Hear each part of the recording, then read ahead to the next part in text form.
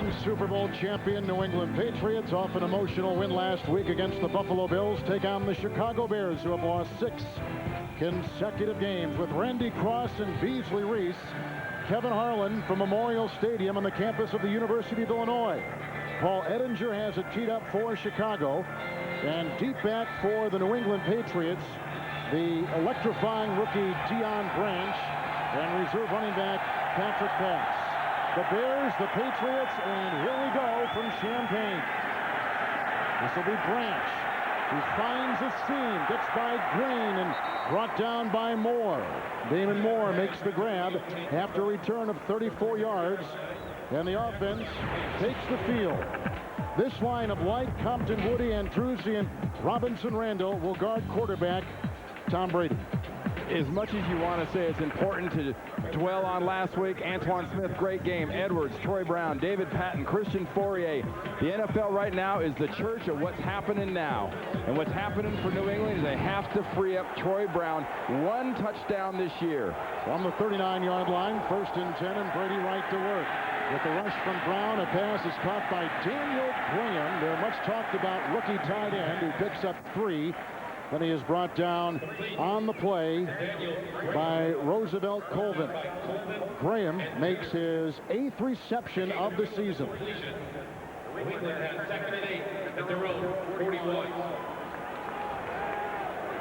So after the opening kickoff, 2nd down and 7 for the champion Patriots outside the 41. Antoine Smith with the block from Fourier, then wrapped up and brought down in the backfield by Reggie Austin after a gain of 5. He's up to the 47-yard line, and 3rd down and a couple to go.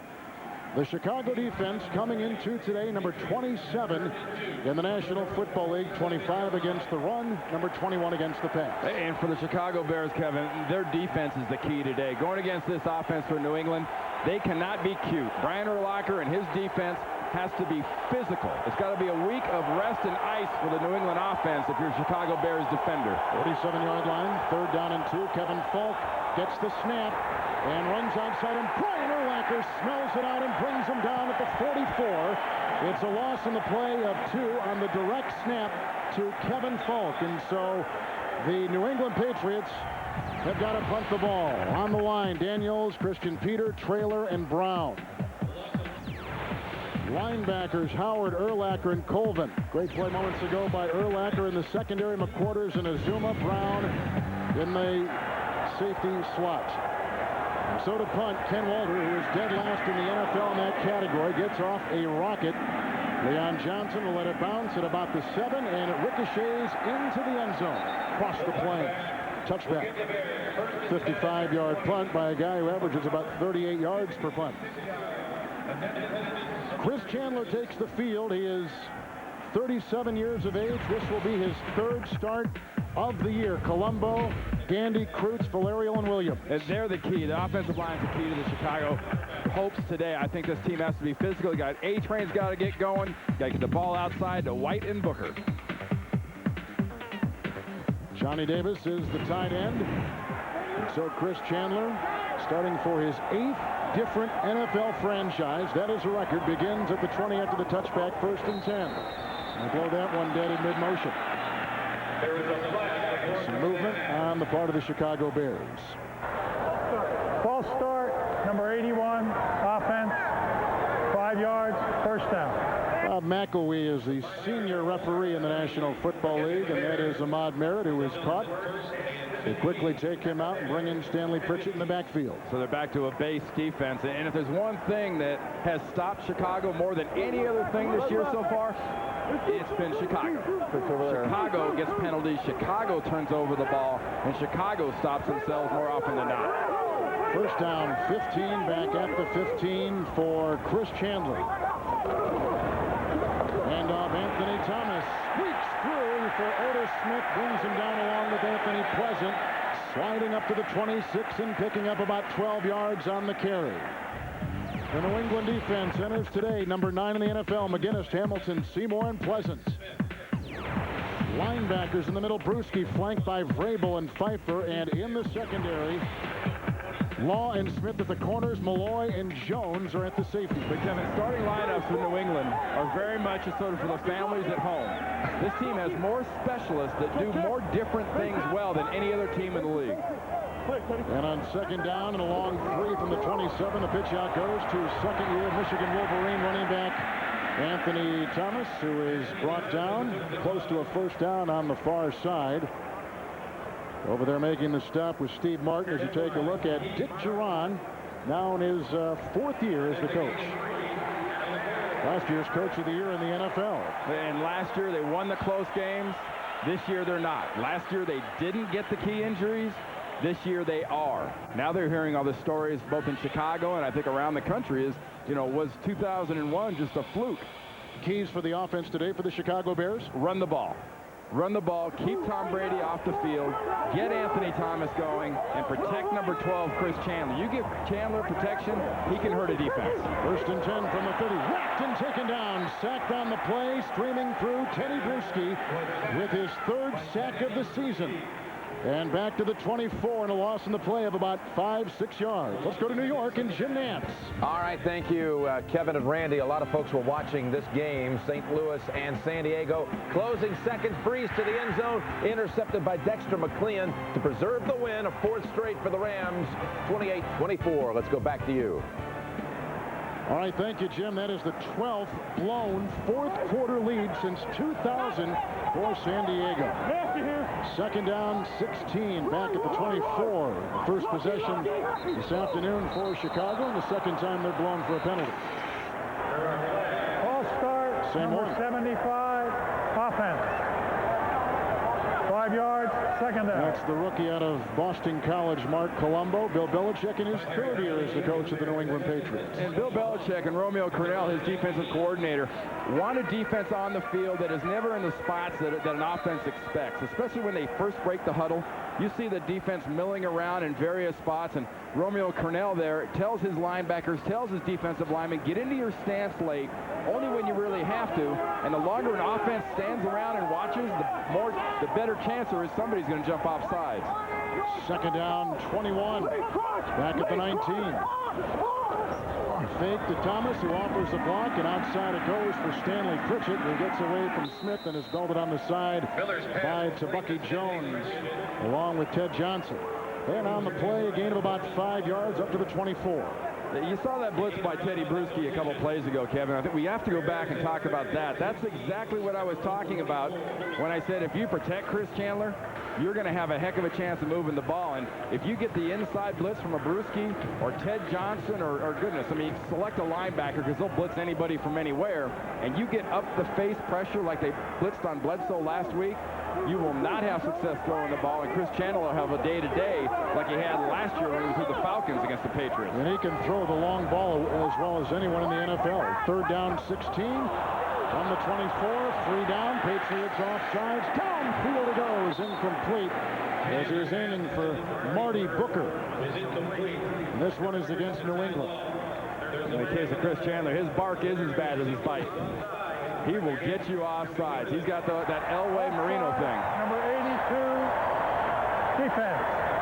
5-yard penalty, third down. You know, Randy, when you take a look at that New England defense, they give you so many multiple looks. It's got to be incredibly difficult for an offense to prepare against them. Well, the real key offensively and defensively, because the offense of New England does as much as Romeo Cornell's defense does. The key is, you know, don't spend so much time during the week preparing for them. You prepare what you do well, and you tell your players, look, you have to have faith that when the game starts, we're going to tell you what they're doing to us, and here's how we'll adjust. Third down and 11, up to the 29-yard line after the penalty. 2 down linemen, 4 linebackers. Shotgun snap, a block by Colombo. Chandler had it batted away. It's incomplete. Batted right back in his face. Seymour was in the vicinity. He may have swatted that ball away. And here, Bruschi, another case of that face pressure right in the quarterback's grill.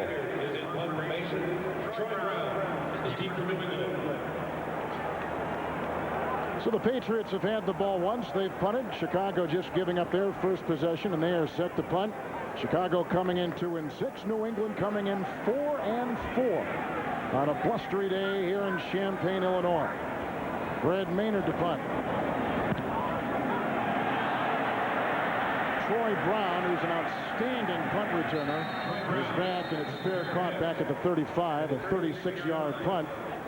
Brown has had the bad knee, of course, and so they took him out of those duties. But slowly but surely, he is getting back in there for Bill Belichick as you take a look at the AFC Eastern Division standings. This game has got huge ramifications, I think, especially New England wins this game, goes to 5-4. How much pressure does that put on Miami with their game with the Jets? I mean, at New York, with a backup quarterback.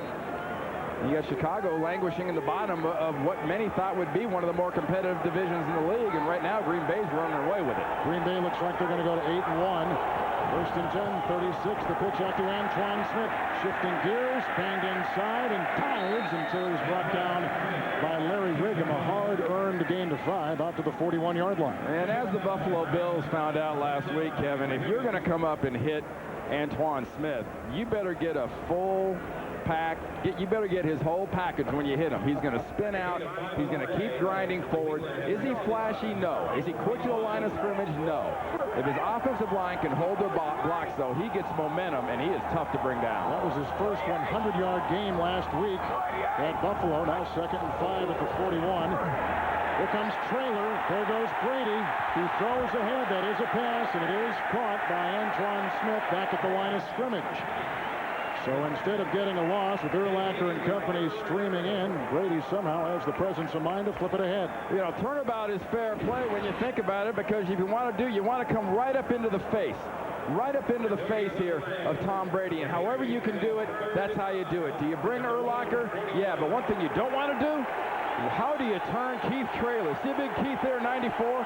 How do you turn him loose right in the quarterback's face? That's 350 pounds of love coming at your number 1 guy. That's a lot of love. 3rd and a long 5. Kevin Fulks got the first down. Breaking a tackle by Brown. A block ahead by Gibbons. And there he goes. A flag is down at the 42-yard line. A 34-yard gain as it stands right now. I think this is going to go against New England. Smith carry brought down by Wiggum. A flag on the play. Chop block.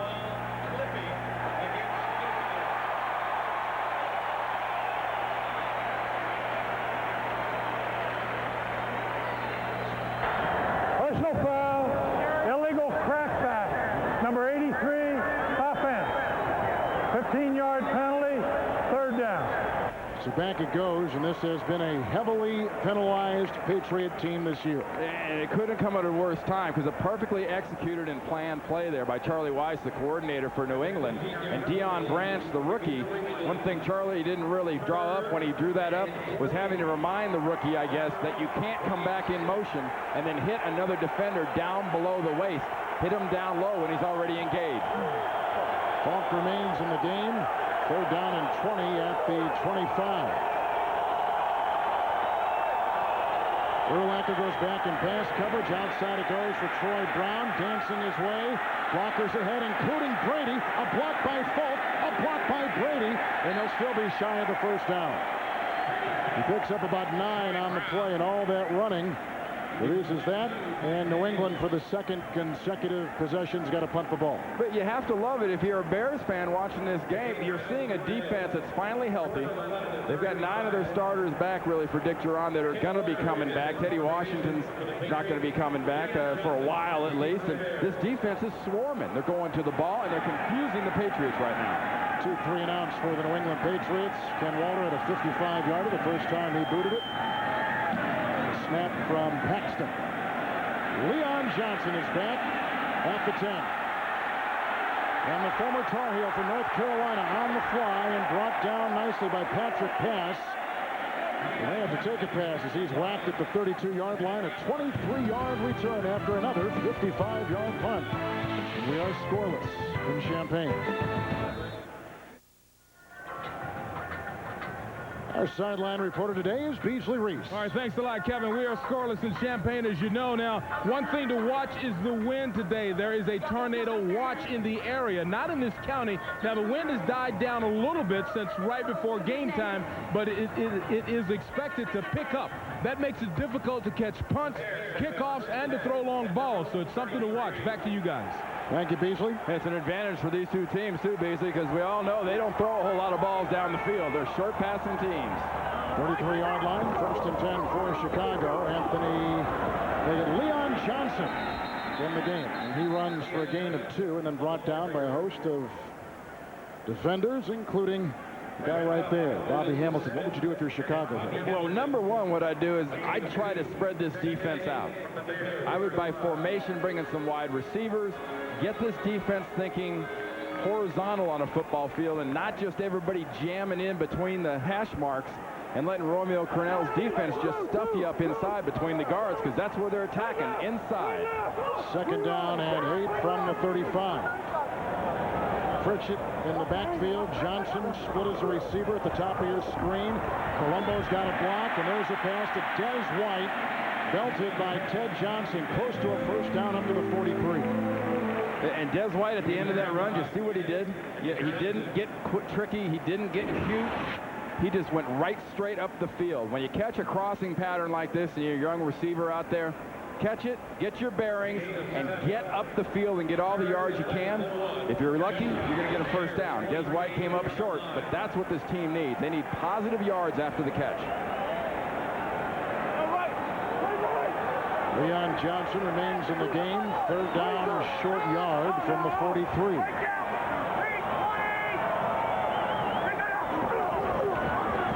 Johnson. He was hit hard on the play by Malloy, but not after he gains 4 yards, and a Chicago 1st down to the 46. Well, you got to really like what Chicago's offense does. Watch the crease they open up right here with Owen Kreutz, the center, and Lawyer Malloy comes up and tries to make the hit, but they block it so well, so crisp, and so clean. Lawyer Malloy can only get there in about time to hit Anthony Thomas and hold him to only a 4 or 5 yard run. 1st down and 10 from the 46.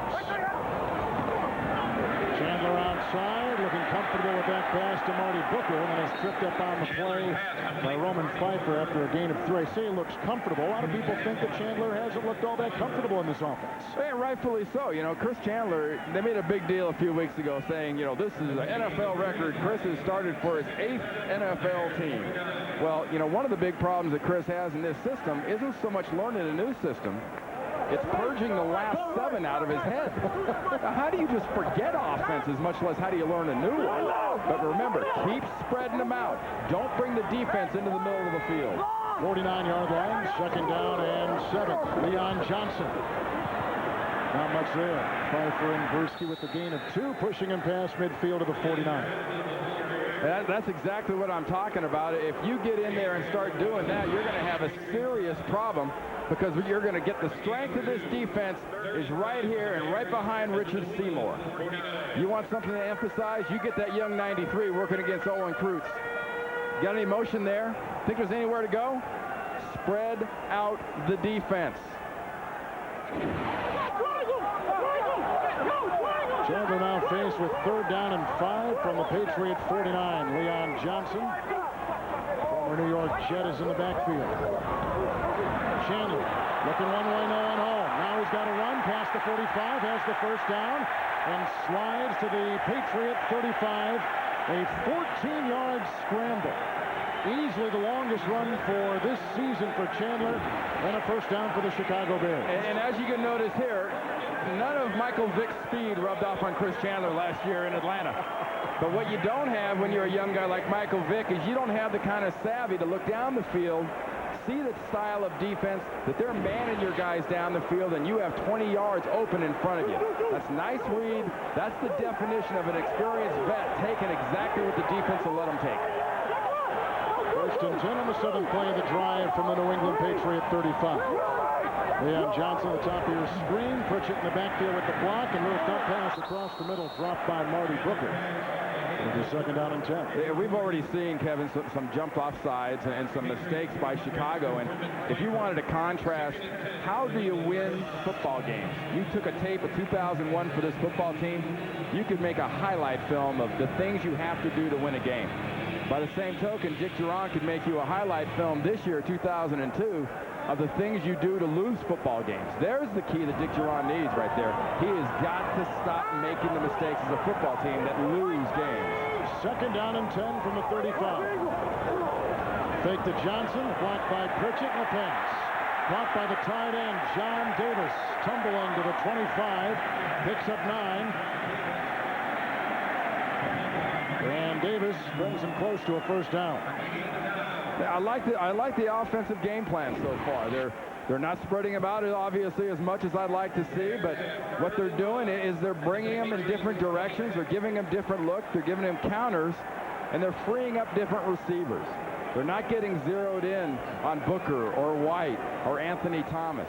I don't think New England came into this game worrying much about Davis, number 82, but they might want to start. They keep spreading them into these situations. 2 tight ends, 3rd down and 1. Outside the 25 of New England, Leon Johnson belted and brought down by Jarvis Green. Much talked about rookie out of LSU.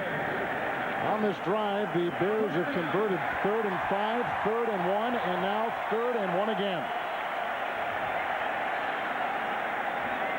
And they've done it with the A-train, Anthony Thomas on the bench, and Leon Johnson in there. And a drive like this has got to do wonders for the confidence of an offense that rightfully wouldn't have much confidence coming into this game. Didn't do much against Philly last week, squandered quite a few opportunities, especially in the 2nd half. But the key right now, you finish it with a touchdown, not with a field goal against a favored team like New England. About a 6-minute drive for the Bears. Leon Johnson on the pitch. And squirms his way for perhaps a yard. That's about it. Coming up with the stop is Roman Pfeiffer. It'll be 2nd down and 9. What'd you see in the win last week for New England? What was different about that team last week as compared to the previous 4 games? Well, I guess it's something I love to talk a lot about this time of the year, and something that Bill Belichick's team last week really had. They had focus, and they had an attention to detail. His defensive players were exactly where they're supposed to be. The offensive players were exactly where they were supposed to be, and they were focused. That'd be a springboard. 2nd down, 9 inside the 25. Outside they go to Pritchett.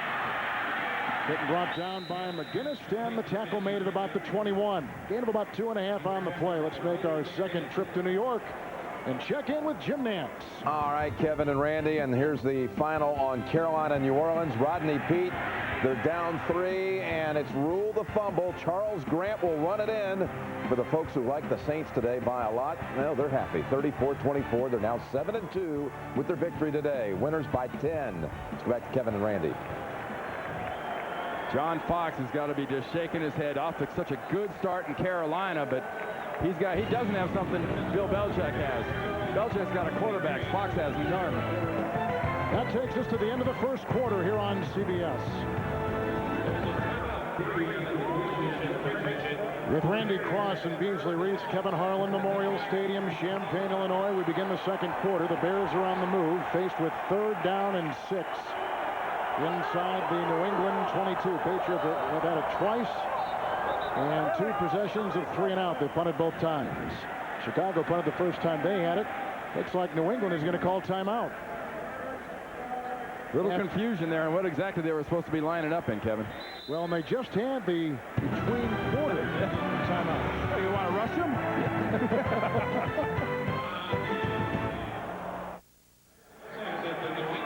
Chicago just watched New England take their first timeout after the break, so this is the first play of the 2nd quarter. 3rd down and 6, 12th play of the drive for the Bears inside the New England 22. Johnson in the backfield and to the end zone, and it is dropped. Incomplete, looking for Marty Booker. Miller's pass intended for It'll Marty be Booker. 4th down, and the New England defense keeps Chicago out of the end zone and will hold the Bears to a 3-point try. Now that's going strength against strength, Kevin. You've got Marty Booker going against Ty Law down here at the bottom of the field. What do you want to do? You just want to match up your best receiver right now with their best defensive back and see who wins this play. Ball's placed perfectly, but hey, you can't allow for good defense, and Ty Law is right there in Pro Bowl form. So here's Paul Ettinger trying a 39-yard boot. There's a crosswind here. Ettinger has knocked through 7 consecutive field goals. Make it 8. And the Bears score first on a good-looking drive. Ettinger from 39 yards away.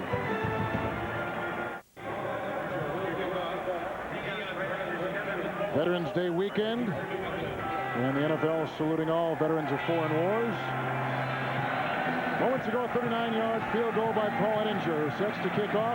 3-0, the Chicago Bears on top. They've got Falk and Branch deep back, and this will be the rookie Branch inside the 10-yard line for New England. It ran into his own blocker. And down he goes. Then right into Teddy Bruschi, and down he falls. 21-yard return. On a timeout. That's a part of the Chicago offensive line that just gave way to a good-looking drive and a 39-yard field goal. Now New England has it 1st and 10 from their own 30-yard line. Fake handoff to Smith, and outside they go to Mark Edwards with his 14th reception of the season. The tackle made by McQuarters. It's a gain on the play of a couple yards. We'll call it 3 up to the 32. I would assume this week New England very preoccupied in how to negate the great middle linebacker for the Bears, Brian Urlacher. Hey, you know, more than anything else at this point, he's the first one to admit after only 3 years at middle linebacker, he's a great tackler and a great pursuer, but I don't think he's a great linebacker yet. Ray Lewis is a great linebacker. Brian Urlacher is more of a tackler / overall defender than he is really a linebacker. Brady empties the backfield on 2nd down and 8, and that ball is dropped on a quick cross. In the middle it was Roosevelt Colvin winding up and teeing up Troy Brown. Incomplete, 3rd down. And Roosevelt Colvin is a guy that Bill Belichick and all the Patriots spend a lot of time talking about when they talk to us. You know, for all the talk about Urlacher, Colvin's one with 7 sacks. Urlacher has 3. Colvin's a guy, when you got Holman on the other side who's on injured reserve and Urlacher, you've got the best young linebackers in the NFL. And Roosevelt Colvin is one of the true best-kept secrets in this league, a guy that can really play the game. Smith in the backfield on this 3rd and 8 from the 32 for Brady. Snap from Compton. Good time in the pocket. Good block by White. That's going to be short, although the catch is made by Troy Brown. He picks up 7, tumbling to the 39, had to get beyond the 40. And so now New England has got to punt for a 3rd consecutive time, a 3rd consecutive 3 and out. And this is just what Bill Belichick was talking about to us last night. This is a field position game. And when you get in field position games, it usually comes down each half to a big mistake, to a big play or a big turnover. Going for it. It's a fake. And on the quarterback sneak, they get it. And that qualifies as a big mistake. You're willing on your own 40, 39.5 yard line to go for it. That's Bill Belichick saying, you know, I think I've outplanned you. I think I can outguess you. And I know I've got some guys on my side that can outplay you. Damon Heward is the one who is in back, as you see, number 19. And they sent Walter, the punter, out on the wing. And they put Gibbons in the backfield. That is a 1st down up to the 43-yard line. And you've got guys looking around like, what in the heck was that? Smith in the backfield, and Brady right to work. And fires a pass outside. It's caught by Troy Brown. Brown in his previous 2 receptions had been short on 3rd down plays.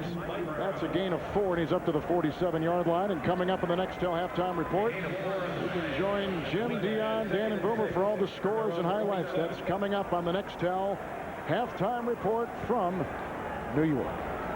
Well, we mentioned earlier about how this is kind of the NFL's the church of what's happening now, and so far this first half is a good indication of how important your last game is now in the NFL, because it's not doing either team much good. 47-yard line. Smith in motion out of the backfield. 2nd down and 6 for Brady. Right down the middle.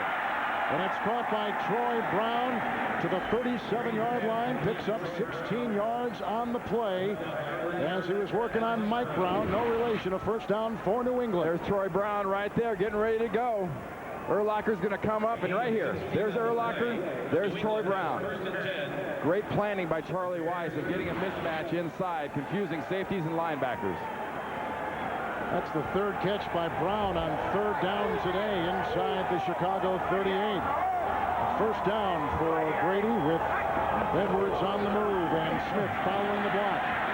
And into Caldwell, who makes the tackle for Chicago at the Bear 32-yard line on a gain of 5. The New England Patriots, Randy, been putting more emphasis on their opening script. We saw it last week in Buffalo, and they pre-planned early this week on a Wednesday distribution. And one thing you did when you planned early is you planned on running right at this defense. You plan on double teaming Keith Traylor. You plan on exposing the inside of this Bears defense. That's where you run against Chicago, not sideline to sideline. You get it inside. We play the drive, 32-yard line. Back he goes. Smith with a loss on the play of 3, and former drafted New England Patriot Christian Peter is there with the stop on the Bears defensive line. Now you see why the Chicago Bears defense is the strength of this team. I mean, they're a physical team, but I still think when you attack this defense, despite as good a play as that was by Christian Peter, you get after him inside, and you don't let Urlacher run sideline to sideline. You go right at him. Smith in the backfield, 3rd down and 8. Patriots at the Chicago 35. You see their 3rd downs today. Snap by Compton. Hit by Colvin. Brought down. Alex Brown, the rookie from Florida, and Roosevelt Colvin, who Randy was talking about seconds ago, with that sack, which effectively pushes New England out of field goal range. Roosevelt Colvin coming from the bottom of the screen right here. Watch him come around the right side of the defense. Just a quick job on Robinson Randall, the offensive tackle. That's a pure speed rush. That's great execution by the defense, because offensively they had the formation in the game there to give him a bad time. I said out of field goal range, his career long is 55. This will be a 57-yard field goal try by Adam Vinatieri. He's got the distance, and it is good. A career long 57-yard field goal. The guy who starred last year in the playoffs and Super Bowl with 2 game-winning kicks comes up with the career long. Get it up in the wind. Let it carry. We're not a mile high. What's up? Well, we thought he was out of field goal range, but 57 yards is a long in the career of Adam Vinatieri. Not only is it the longest this season in the NFL, it is the longest in the history of the New England Patriots. And that kick he had last year against Oakland in the divisional playoffs off the snowbank is still the most clutch kick I have ever seen. I couldn't agree more. And the ensuing kickoff by Vinatieri, who's been short on his kickoffs. This is Ahmad Merritt inside the 10, getting a block, and then grabbed by Otis Smith out about the 32-yard line. 21-yard return.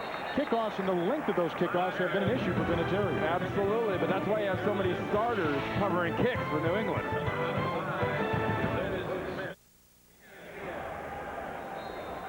With Randy Cross and Beasley Reese, Kevin Harlan, Champaign, Illinois. We're tied at 3, a 57-yard field goal moments ago by Adam Vinatieri, the longest in Patriot history. The ensuing kickoff, 32-yard line, 1st and 10, Chicago. Somebody's missing a lid. You can't leave those things laying around. That's right. Wear your hat. Keep your head on. They got Anthony Thomas in the backfield, and he gets the call. Picked up as he dives ahead to the 38, picking up 6 yards the quick way. Brought down on the play by Roman Pfeiffer. And what Chicago needs to keep doing is attack inside. And if you're going to attack inside, go behind Olin Krutz, the center. I think he's one of the better centers in the NFL. He's the best offensive lineman for the Chicago Bears. Look at that nice double team inside. 2 double teams, 2 pushes. By the time Ted Johnson, 52, sees Anthony Thomas, he's about 6 yards deep into his backfield. 38-yard line, 2nd down and 4. Blocked by Pritchett. Anthony Thomas running outside. Forced that way. Flag has been thrown at about the 37-yard line. Teddy Bruschi was on the scene. We got a hold against Chicago. That's the 3rd penalty on the Chicago Bears today. New England has 2. There's less flags out in front of the United Nations than Dick Duran sees on an average Sunday. Offense. 10-yard penalty, 2nd down. Get breaking NFL news, exclusive analysis, and team power rankings. It's all at CBSSportsline.com or on AOL. Enter keyword CBS Sportsline. 2nd down. And 14 coming up for the Chicago Bears. The 3 penalties have all been on the Chicago offense this afternoon. And it really plays into the field position game. So it puts Chris Chandler in this offense not only really further in a hole, it puts him into a field position advantage hole. Because you've got to get up towards that next marker, just so that the Patriot offense doesn't get too good a field position. Outside the 27, second down 14, some play action. Helmet time, he fires a pass downfield and drops incomplete. As he was going for Booker at about the 42-yard line, covered by Bucky Jones, the former college running back, former cornerback, who is better suited, it looks like, at safety. Oh, absolutely. People talked about him being too stiff. Watch Des White, number 80, and watch this part of the field, and you tell me who thought who was getting the ball. Des White jumps, tips it, and knocks it off just enough so Booker can't catch that pass. Just a little attention to detail, just a little something you're not doing perfectly can stop a drive. Bears have to get to the 42, third down 14. Okay. Chandler, the pocket crumbling, fires, bobbled, reeled in by Marcus Robinson, and he is close to a first down up near the 42-yard line on 3rd and 14. Looks like he's got 13 yards. Let's go to New York and Jim Nance. All right, fellas, Garrison Hurst had the Niners up 10-3, but the Chiefs answered back with who else? Priest Holmes, his 16th touchdown overall this season. 10-10, 9 minutes to go, first half. Back to you. 16's the most in the NFL. That is going to be an offensive show. If you like the Arena League, you're going to love the Niners and the Chiefs, because you're going to see about 70-something points scored in that football game. As good as the defense of San Francisco can be, their weakness is directly proportionate to the things that Chiefs do really well. Chiefs were off last week with the bye, and Steve Mariucci, as you can see, the Bears short by the length of a football. Steve Mariucci took his team into Oakland last week and beat the Raiders in overtime. By eating up the ball. Yes. And I don't care what people say about a bad overtime system. When you kick somebody's butt that bad in the 4th quarter and into overtime, you should win the football game. They shouldn't get the ball back. Randy 4th and less than a yard, and they're inside their own 45. Is it a good call by Dick Geron? This is trying to get them off sides. And if they're actually running and trying to get this thing, I think they're out of their minds. You're better off punting and getting into the field position game. You got to try to be getting somebody off sides. Quarterback sneak, and the second time the quarterback has run it today and has got a first down with the leap out near the 43-yard line. Well, I guess they must be out of their minds, but if you're going to call this with a veteran quarterback like Chris Chandler and you're Dick Geron, you know where you go, and it's no real mystery. You go right behind Olin Kreutz, your center. Kreutz, the last guy to get off that pile, too. That's exactly where he went, right behind 57, right here, Olin Kreutz. That's the guy he goes behind. That's the face under that helmet. And why not? I still think they're nuts. I'd have punted that thing down, and I'd have pinned them back in their own territory. Chandler is hurt. They're looking at him on the field right now, and a guy who has had a litany of concussions. Looks like he's fiddling around with his jaw now. Jim Miller has been the starter, but he's missed time because he's got severe tendinitis in his right elbow, his throwing elbow, and possible rotator cuff problems in his right shoulder. So Chandler is down as he got whacked pretty good, maybe a knee to the helmet. This is part of, I think, you're nuts. Yes. You're risking your quarterback. Timeout. Chris Chandler just walked off under his own power, but they're looking at his neck, and in is Jim Miller, who started last week for the Chicago Bears against the Philadelphia Eagles. First down and 10, 43. Leon Johnson wants to throw and does downfield. He's got Booker. And he's out of bounds in Patriot territory, but they called it a catch. They're discussing it. They have, and the ball will be spotted at the 31-yard line, a 26-yard connection. There's Leon Johnson. Check him out. If you're going to be crazy and do stuff out of the box, you might as well get all the way out of the zip code of the box. And this surprises everybody in the stadium, including Bill Belichick and his staff. Bucky Jones gets there late. Leon Johnson says, what's the big deal? I had it in me all the time. You've got a quarterback who can't throw, so go to your running back, your receivers to throw the ball. Outside the 30 of New England, 1st and 10 for Chicago. Anthony Thomas trying to find a crystal aerial block, and you can see an avalanche of Patriots right there. Very little gain on the play, 2nd down and long. And what we're seeing too, Kevin, here today is a very crisply well-played half by the Chicago Bears against a team coming off a huge win. And you don't need a better illustration than this half, really, to tell you how important games are from week to week. We tend to really just sort of crown these teams that do so well and degrade these teams that do so poorly on a week-to-week basis. I mean, New England is nowhere near the team they were last week, and Chicago is much better than they were last week. Inside the 30, 2nd down and 9. Miller across the middle, caught by Pritchett. Brought down on the play by McGinnis. It's a gain of 7 yards, and it's to the 22-yard line. And I'm assuming that Jim Miller's passes, for the most part, will be about that length most of the day. Can you say Hervé Villachez? Short, very short, be very short passing game. The plane. That's right. They're all short. You know, and you know, if you're going to be crazy, maybe that's the thing that they need here in Chicago for the rest of the year on offense for the Chicago Bears. Is we're the Bears, and we're just a little off center. So with the bad arm, he's out there backing up the injured Chris Chandler as Chicago burns their 2nd timeout.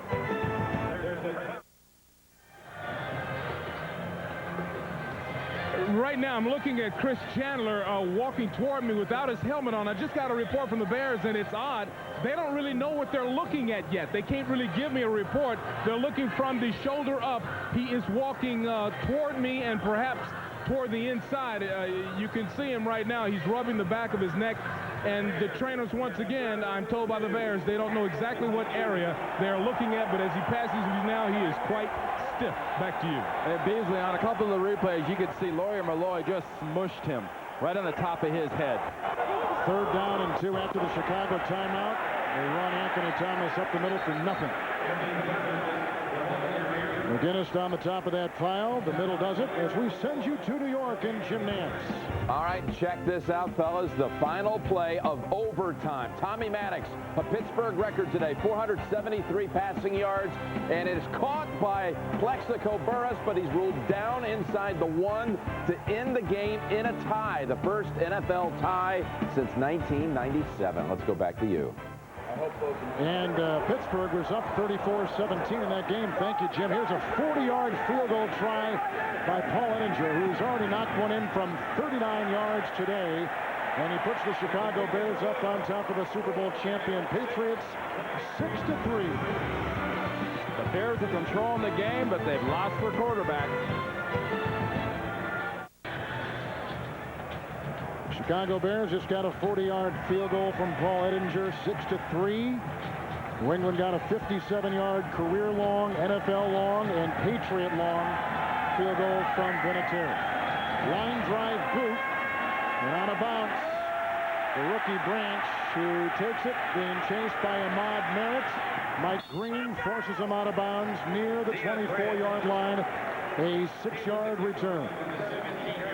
Well, the Chicago Bears faced the New England Patriots in Super Bowl 20. The Bears went 15-1 in the regular season and shut out their 2 opponents in the playoffs. Chicago set 2 Super Bowl records in the game, including most points scored and largest margin of victory en route to a 46-10 win, highlighted by that Refrigerator Perry 1-yard touchdown dive. And when you have the best defense ever and a 350-pound fullback, you got a little bit of an edge going in. From the 24, 1st and 10 for Brady across the middle to Troy Brown, chased by Urlacher, whacked by McQuarters, and he's up to the 35 for a gain of 11 and a 1st down. What about adjustments, Randy? Have you seen any on either side? Well, you're not going to see much in the way of adjustments yet. You're going to see Troy Brown coming out here working across the field, and it's what Troy Brown does well right now because they're not getting Troy Brown open much down the field in the long pass. He's only got 1 touchdown this year, way down from last season where he was such a big hit. Brown hasn't got a touchdown in 7 weeks. 5 catches today, though, most on 3rd down. From the 35, 1st and 10. Outside to go to Antoine Smith with his 13th reception of the season. McQuarters makes the tackle, no gain on the play. Word from the sideline about Bears quarterback Chris Chandler, a neck sprain, and he is questionable with his return. Hey, you mentioned earlier about adjustments. And if you're the staffs right now, you've almost started your second half adjustments from what they've seen. And Tom Brady and this offense are going to go in at halftime, look at the snapshots, and make some adjustments to what they're really being offered, because they're being confused right now by Chicago's D. Second down and 10. Big hole for Antoine Smith. And Mike Green quickly shuts the door. Gain of 2 to the 42-yard line. This week, log on to NFL.com as Phil Simms offers his thoughts on the worst and most annoying cliches you hear during game telecast. What's this? It's a can't miss read. Forget this. Don't even know. NFL.com or AOL keyword NFL.com. Hey, you're taking one game at a time, you know. You got to come to play. He's a gamer, Tom Brady. Third down and 3. Watch Troy Brown in motion. Snap by Compton. The block by Light. The pass across the middle is incomplete. And out of the reach of the diving rookie tight end, Daniel Graham. And again, New England has got a punt. And Mike Caldwell on coverage there. He was brought in here. Last year he was with the Eagles, brought in here to be really the man. And Bobby Howard has been starting in front of him. But here in the nickel, he makes a nice play to stop this New England drive. And it's another example of one of the things that they're doing. Just another little thing Chicago's defense is doing to confuse, frustrate, or just flat stop this New England offense. Patriots have not converted a third down all day. 0-5. Now they got a punt. And Ken Walter out of Kent State will take care of that. Leon Johnson circles under it, signals for the fair catch, back at about the 13-yard line. That is a 46-yard punt. And the Bears, with their new quarterback, Jim Miller, will take over. Well, we're playing in Champaign because Soldier Field is being renovated. And they began on January 19th, immediately after the Bears' playoff home loss to the Eagles. The new stadium seating capacity, 61,500.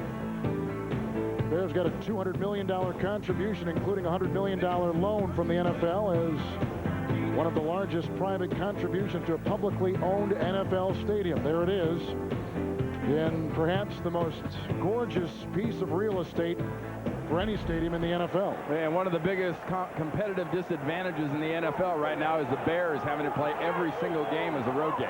They need to finish that stadium fast. Yeah, they fly down to Champaign, which is about a 20-minute flight, but they're nonetheless getting on a plane every weekend from the 13 first and 10. They dump it outside. Anthony Thomas got down by Otis Smith. We've called his name a lot. He's a 13-year veteran out of the University of Missouri. Gain of 4 on the play. If you're a New England Patriots defensive coach, and you're talking about adjustments, and you've got guys like Otis Smith and Teddy Johnson and Teddy Bruschi, and there's Romeo Cornell, the defensive coordinator, Chris Chandler's gone. So unless Marty Booker or Leon Johnson throw the ball down the field, you don't have to worry much about the deep pass. You're worrying about mainly short dink and dunk type passes. You can pack up your defense more against the run and on a short pass. Just outside the 16, second down and 6, Jim Miller. Blocked by Big Cat Williams. Time for Miller. Fires a pass which is caught by tight end John Davis. It's a gain of 8, brought down by Roman Pfeiffer. And he is up to the 25-yard line for a Chicago first down. You know, something you don't spend enough time talking about is little things for receivers. Now, here's Davis lined up here. But watch what he does when he gets over the ball. He levels his shoulder horizontal to the line of scrimmage and gives his quarterback a big target to hit. See, Miller's back. He doesn't know what to do. But look at the big target, the chest, the numbers. You know, how's a defensive back like Laurie Malloy supposed to get around a tight end that big without interfering when he turns like that? It's a big jersey. 2-minute warning.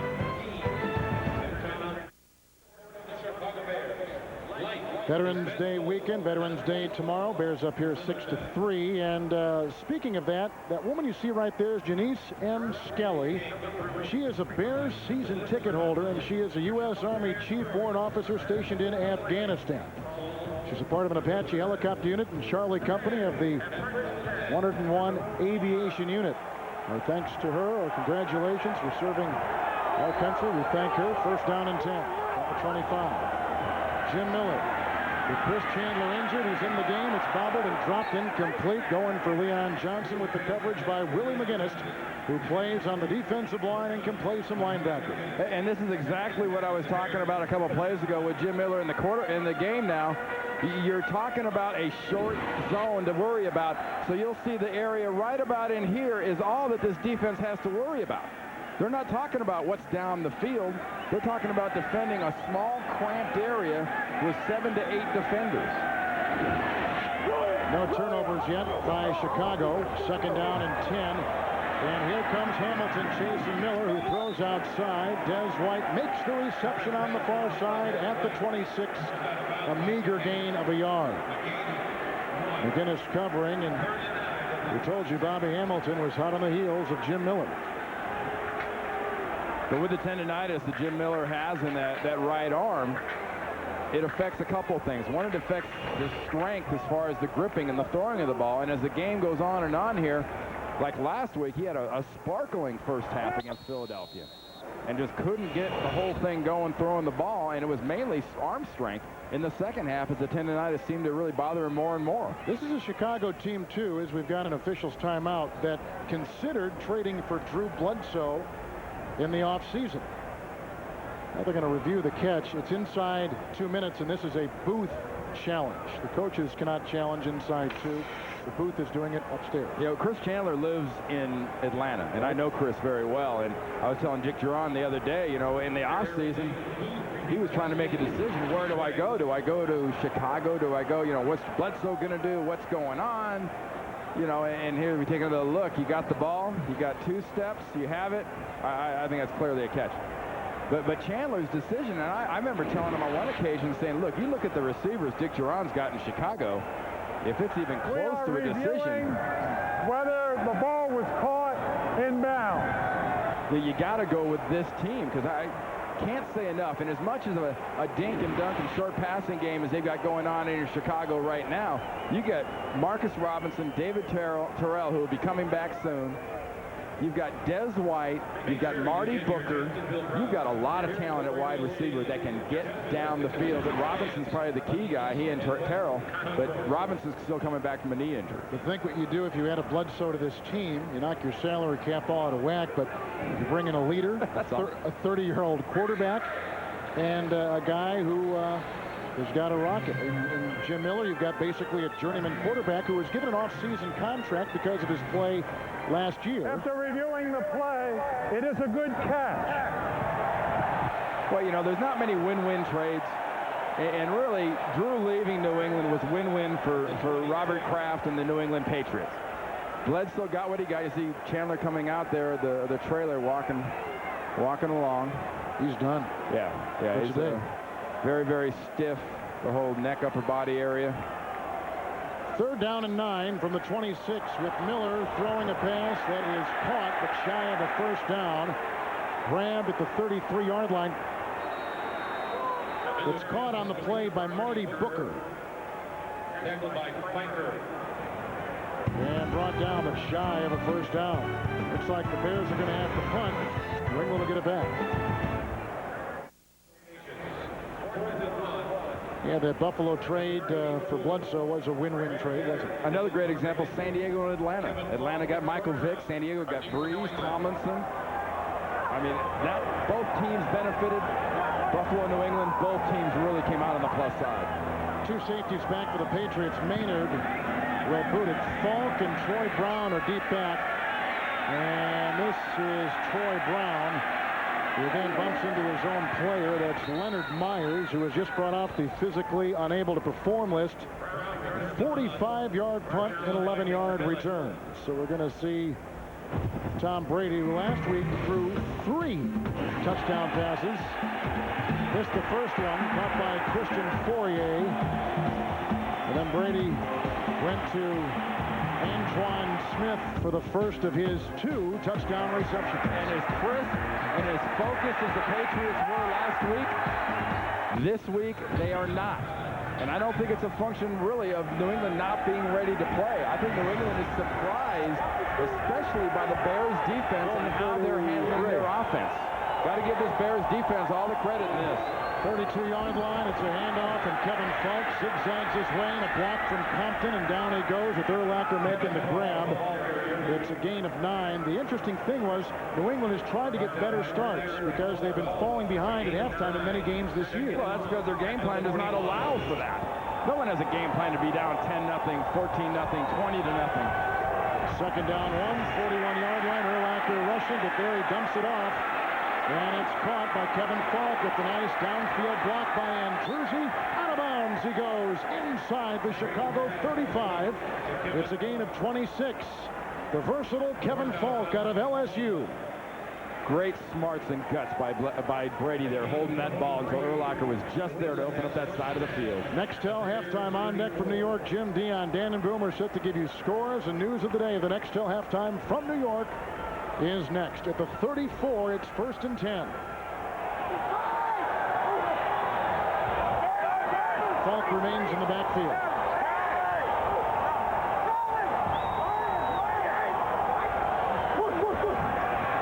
Brady. Nice block by Robinson Randall. This is off to Deion Branch, who wiggles his way inside the 25, close to a first down. He had to get to the 24. They spot it shy by a yard. Gain of 9. 2nd and 1 at the Bears 25. Nice adjustment because Mike Caldwell took that reception away and adjusting inside opened it up. 2nd down, 125 across the middle. And slashing is Troy Brown for a first down to the Chicago 16. The Patriots have a timeout, and they burn their last one. That's it on a gain of 9. Lot to think about, lot to talk about on that sideline as Vinatieri readies himself. What were Charlie Weiss and Tom Brady talking about on the sideline? Well, you got 25 seconds to go. It's first down. They didn't take that timeout to run it. I want to get Troy Brown in the end zone. I want to get David Patton in the end zone. I want to get Christian Fourier in the end zone. I'm throwing it deep, or at least as far as I can go without still getting my touchdown. Gotcha. 16-yard line, 1st and 10. 25 seconds to play. New England out of timeouts. And a bullet thrown, caught by David Patton. It's a gain of 4. He's to the 12. Hey, that's the guy I was talking about earlier, Mike Caldwell, the ex-Eagle. Hasn't played much here, done much here in Chicago. 2 nice plays back-to-back. He spikes it with 8 seconds to play. Can't stop the clock because they're out of timeouts, and they're going to have to settle for 3. So the Bears do hold New England out of the end zone, and they'll try for a 3-point try. If you'd have told Bears fans you're going to be potentially tied 6-6 at the end of the first half with the defending world champions today, they'd have said, give me that in a second. And if you'd have said the same thing to Bill Belichick and Patriot fans, you'll be tied with the Bears, they'd say, man, what did we mess up? 31-yard try by Vinatieri, who has a 57-yard field goal in his pocket already. And that ties the game at 6. So 2 field goals on each side. And Bill Belichick will take what he thinks will be a tie score into his locker room at halftime. Well, here's our NFL.com poll today. Which player should be the 2002 NFL MVP? I've got my choice. Today, I wouldn't want to date any of them. What do you mean to date? No. To this particular day. To this day? Oh, okay, give me Priest Holmes. Really? Right now, Priest Holmes is the most valuable guy on his football team. I mean, Drew Bledsoe is very good. Brett Favre's unbelievable. But who would have thought that back-to-back years Priest Holmes be doing what he's doing in this league? It's hard to disagree with that.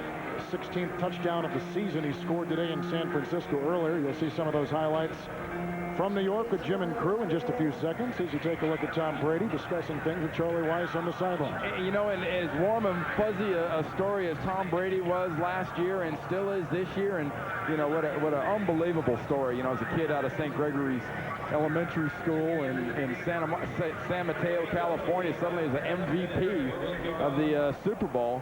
He was telling us that you spoke to his elementary school when he was a kid. Yeah, who'd have thought I'd be talking to a Super Bowl MVP? Exactly. This is 1985. That's a great story. Vinatieri will kick off.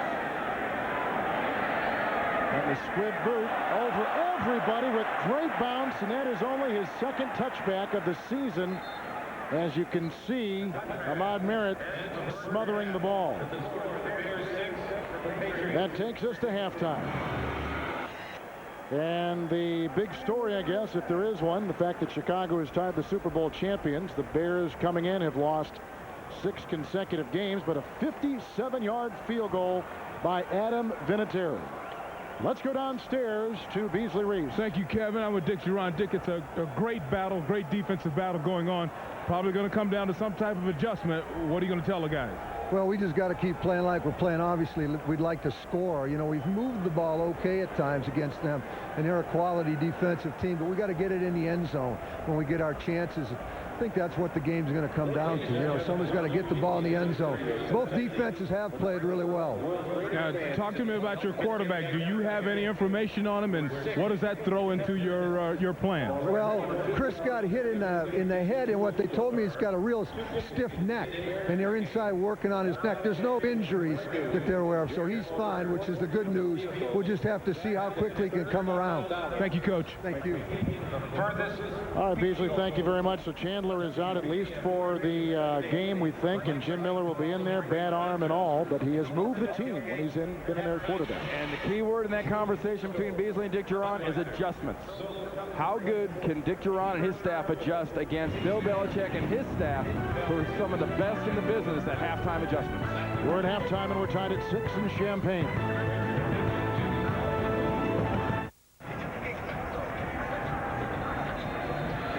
Ready to begin the second half with Randy Cross and Beasley Reese, Kevin Harlan, and Vinatieri will kick off. Ahmad Merritt, Leon Johnson are deep. Second kick inside the 10-yard line by Vinatieri. Ahmad Merritt brought down by Matt Chatham. 22-yard return up to the 32-yard line of the sideline, and Beasley Reese. Thank you, Kevin. I walked back onto the field with Coach Bill Belichick of the Patriots. He talked mostly about doing better on third down on both sides of the ball. He also talked about time of possession. He would like to get better control of the clock, of course. And you know how Bill is. Our conversation was brief, but he's worried about doing better on third down. Back to you. Hey, you know, Bees, it all really gets back to the conversation from last night, talking about field position and really time of possession and who's going to make the big mistake that the game turns on. Anthony Thomas in the backfield, the fake handoff by Miller. Olin Freaks with the block, and the wobbly pass incomplete. Looking downfield for tight end John Davis. That might be as much as he can throw in terms of velocity. But, you know, if you're the offensive coordinator, John Shute, for the Chicago Bears, you've got to go to a different sort of bag of tricks here, because that was a very good play call. New England in that defense was attacking inside, and you rolled your quarterback out quickly. You had the opportunity. I'm just not really sure you've got the arm with Miller right now with that tendonitis to pull off some of the things they're going to want to try to do. His long completion today has been 8 yards. Second down 10 from the 31. The pitch out to Anthony Thomas. A little bit of blocking, but not too much Ty Law to make the stop. You know, speaking of John Shute, the offensive coordinator for the Bears, he's been taking some heat, and the problem, people say, is he's too conservative. What do you think? Well, all offensive coordinators, defensive coordinators take a lot of heat, especially when things aren't going well. You know, everyone wants to say, hey, look, when you're down, you got to be even more special. You got to be even more imaginative. Well, yeah, that's not how you prepare for a football game. You don't prepare to get down like that. The main criticism I can see that is warranted with this offense, the line's too soft, and they don't go downfield often enough. Johnson and Thomas in the backfield, third down 10, 31-yard line. Blocking for Miller, who fires again a wobbly pass intended for Marcus Robinson, who is covered by both Victor Green and Otis Smith. And 3 and out for the Chicago Bears. They got a punt. And that's a good example of the kind of NFL pass you really need to be able to throw when you're working against Ty Law and Otis Smith. You got to be able to throw that deep out, and that deep out was about 5 yards less deep than it needed to be. Troy Brown is deep back. He's returned 3 punts in his career for touchdown. Belichick says the best he's ever seen returning punts. Dancing away here from Abdullah, dancing away from Bobby Howard. A flag is thrown in there. He's brought down by Larry Wiggum, among others. 38-yard punt, 5-yard return. And really, special teams is a missing ingredient from last year that people really didn't talk enough about. They want to talk about Tom Brady, but special teams beat the Pittsburgh Steelers. Special teams ended up winning the Super Bowl. Special teams was a real plus for this football team last year, and it's another one of the things that they've got to get back on track if they want to get in a situation where they can win those kind of games. This is Brad Seeley, who is the special teams coach. With a look he described as incredulous. Good word. In my world, it's what do you nuts? Number 33, of the return team during the return. 10-yard penalty, first down. Timeout. Well, a disgruntled Brad Seeley, the special teams coach for the Patriots, and we are tied at 6.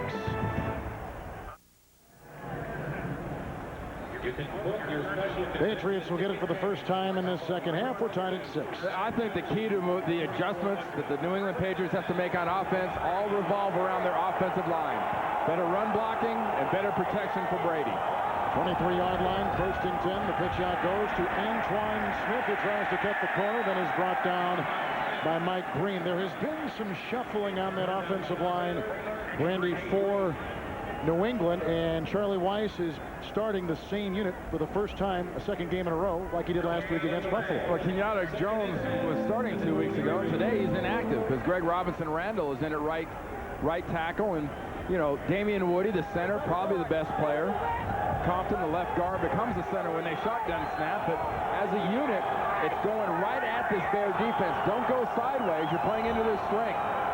Second down 10. The Patriots going into the wind. The block by Robinson-Randall, but then the pocket crumbles. It's a fumble and recovered by the Chicago Bears inside the New England 15. Grabbed, I believe, by Philip Daniels inside the ex-Seattle Seahawk, who smothers the ball. It's the first turnover of the game. You want to talk about the things that turn a game? How do you turn a game? You get up the field if you're Alex Brown. You get up the field if you're Philip Daniels. You crush the pocket. The offensive line, they were going to get the run blocking going and protect Brady better. The defensive line made the better adjustment, nullifying anything that Brady's offensive line tried to do. That's a turnover story in their wins and losses this season. And that was just good, clean execution, and that's the kind of play games turn on. Bears have it, 14-yard line on the turnover, first down and 10. Anthony Thomas around a Valerio block and diving for 3 near the 11. But Kevin, remember what Dick Duran said to Beasley when they were going in at the half. You know, things are good, it's a defensive game, but when we get these chances, we got to finish it off with a touchdown. Because you can look at these possessions against a team like New England at the end of the game and go, man, if we'd only had those extra 4 points, we'd have won or we'd have tied. Or when you get these circumstances, these opportunities, go for the throat, finish it off. Second down and 7 from the 11. Miller to the end zone. Caught for a touchdown, Stanley Pritchett.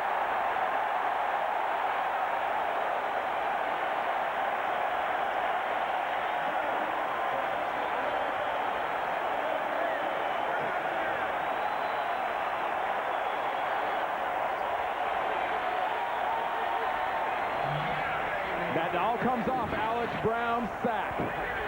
Watch the running backs. Watch the effect it has on the defense. You'll see the linebackers move, and you'll see Roosevelt. I mean, he comes right out of the backfield and easily gets open. I mean, that is just a nice laid-out pass. Miller can't throw it far, but he sure threw it accurate right there to Stanley Pritchett. Miller's 11th touchdown pass of the season, and for Stanley Pritchett, an ex-Miami Dolphin, his first touchdown reception of the year, and the Chicago Bears lead by 7. The Chicago Bears just cashed in on a New England fumble. Fullback Stanley Pritchett just grabbed his first touchdown reception since 1999. And he puts the Chicago Bears on top 13-6. The wind just blew the ball off the tee, and it is a wind that is picking up as the game has gone on. Well, that's why Vinatieri got the 57-yarder. He's got a strong leg, but the wind helped. And Stanley Pritchett, you know what he got? He got a pillow. Very soft. Because Miller just laid that thing out. He didn't throw it hard, but when you're throwing to a fullback, you don't want to challenge his hands. He laid that one in just perfectly right over the shoulder. Kevin Falk and Deion Branch are deep for the New England Patriots. Branch will take it from 2 yards out of the end zone. Tripped up, brought down nicely on the play. Abdullah, who is a reserve running back, brought him down on a 24-yard return. Let's see what Tom Brady's got up his sleeve when we come back.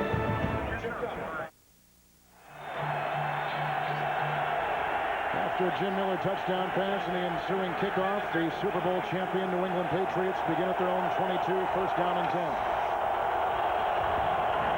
Fake to Antoine Smith, and Brady goes the other way to rookie tight end Daniel Graham, who is smothered and brought down, devoured by Mike Brown, a loss in the play of 2. Coming into the game, Randy, I think a lot of people thought Chicago's best chance of disrupting the New England defense was to put Brian Urlacher all over the field, making him unpredictable. But if you're unfamiliar with the Chicago Bears, there's more to this Bears defense than Brian Urlacher.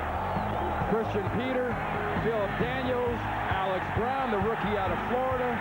I mean, they have everybody making plays, and there's the doctor of defense here in Chicago, Greg Block. Second down, 12, back at the 20. Looked like Light may have moved the left tackle.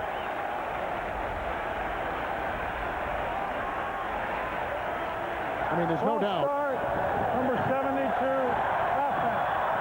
5 yards, second down. There's no doubt that Urlacher causes a disruption and causes the offense to draw attention, but you're right, there are so many other parts. Keith Traylor is one of them. Here's a disruption with feet. Right. I mean, he blocks out the sun and the offensive line when he gets in front of Brian Urlacher. Second down, 17 from the 15. And Antoine Smith slips the tackle of Urlacher, but he did slow him down, and he's up to the 25, picking up 10 yards. And I'll reiterate, that is what Antoine Smith and this offense needs to do. The success they had in the first quarter and in the second quarter was going right straight ahead. The success Antoine Smith had last week against Buffalo, once he got the ball receiving it, he ran straight ahead. And when he ran with the ball, offensively rushing, they ran straight downhill. And right now, that's how you should attack Chicago. Don't be cute. Cute will get you beat. New England has not converted a third down all day. The play clock at 8 seconds and a timeout taken by the Patriots. They'll burn their first in the second half. A pondering Bill Belichick and a Tom Brady visit to the sideline. The Chicago Bears leading 13-6, 25-yard line, 3rd and 7. What do you call it through New England? I think a screen pass isn't bad here. He's gone to Troy Brown twice on 3rd down, and they haven't gotten it either time. On the 25. Whoa! Roosevelt Colvin is in the backfield.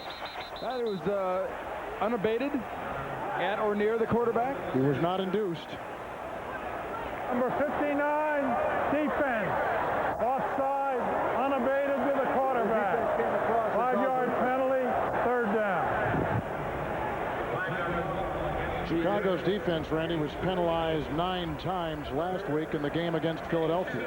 They kept a lot of Donovan McNabb's drives going. It's something that Greg Bloss, the defensive coordinator, has got to drive him nuts because they're making the plays. They made them last week. They're playing good defensively. The last thing you want to do is go out of your way to help Tom Brady. Now 3rd and 2 with the penalty up near the 30. Shotgun snap from Compton. Great time for Brady. Dumps it across, incomplete, looking for tight end Cameron Cleveland.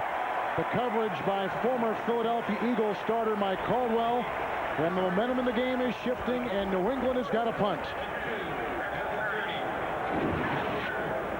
Check the receivers in the bunch, the receivers in motion, but look at what the defense does in this part of the field once the receivers get there and start their little crisscross and their little motion. They're trying to pick people, they're trying to make people move, and they're doing a great job of stuffing the receivers of New England. Can Walter the punt, Leon Johnson back inside the 30. This is into the wind, and it's kept low, and it's returnable by Johnson, who's finally belted and brought down on the play by Gerard Cherry. A 35-yard punt, and Leon Johnson slow to get up. Well, that's more embarrassment than anything else. Flag back at the 25. You said it was returnable, just wasn't very catchable. Yes. This is against New England. Last week the Patriots played Buffalo. Next week they play Oakland. Where was their emotion coming into today?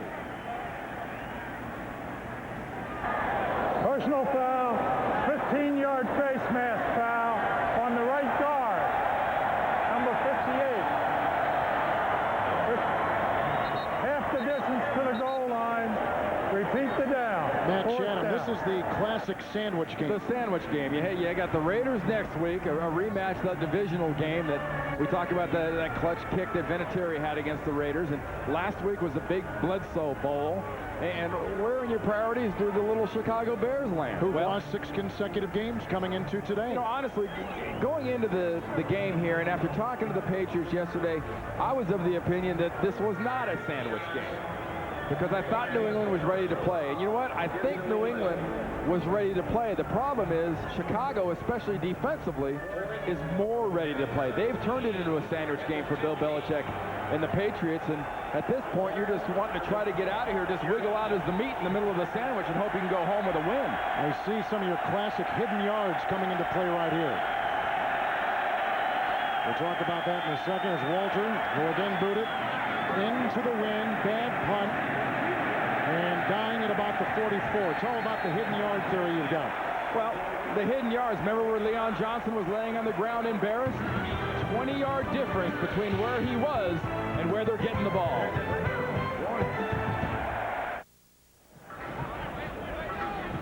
The Bears are on top, and they are using the fans here in Champaign. All of these players are turning around, and they're getting these fans to jump up and down. It's like they are college players. There's much more emotion from the Chicago Bears right now than there's coming from the world champion New England Patriots. The Patriots have got to pick it up emotionally if they plan to match the emotion of the Bears. Back to you.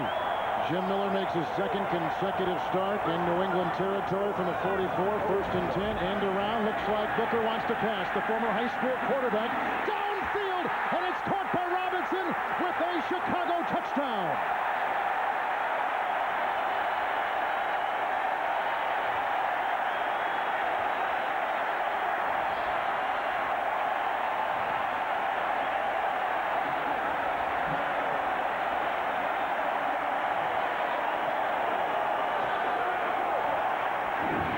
Folks, this is now officially a sandwich game, and John Shoup and the offensive team for the Chicago Bears is so far out of the box, they're almost conventional. Marty Booker to Marcus Robinson. Beasley was just talking about emotion. Suddenly for the Chicago Bears, they're now the Champaign Bears because they have got some serious home field edge going.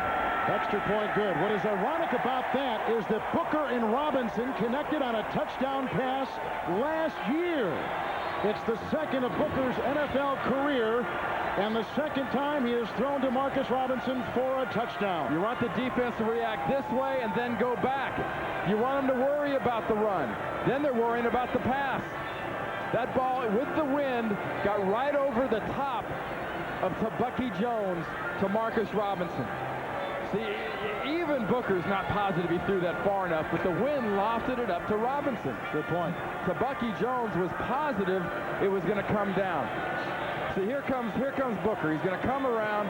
Robinson's going to head down the field. But look at Bucky Jones. Watch the safeties and how they handle this play. The linebackers react. The safeties are back. Now look at Bucky Jones. There's Bucky. He figures he's got it, but the ball floats. It's with the wind, and you'll hear for the next 10 minutes of the 3rd quarter and all of the 4th quarter, we're going to be talking a lot about the wind, because now it's an official field position wind game that the New England Patriots are having a real hard time handling. Patriots will have the wind in the 4th quarter as Robinson picks up his first touchdown reception of the season, a kid who's coming back from a major knee operation a season ago. So now Chicago will kick off. They've scored 14 points in a little over 2 minutes. And with the wind, Ettinger booms this baby into the end zone again. LaGrange will take it out and brought down nicely on the play by defensive lineman rookie Brian Knight out of Pitt. Then he hustled down, stopping a 21-yard gain. Now we'll see what kind of come-from-behind team the Patriots are. Well, you know, we talk a lot about coordinators. You mentioned that, you know, Shoup was under fire with the Chicago Bears, and everybody wasn't happy with what, you know, that's where you hear a lot of "you stink." Well, right now, how's he smell now? Yeah. You know, he's got a reverse pass. He's got a halfback pass.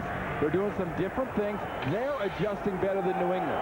They're adapting to having Miller at quarterback by doing different things out of the box.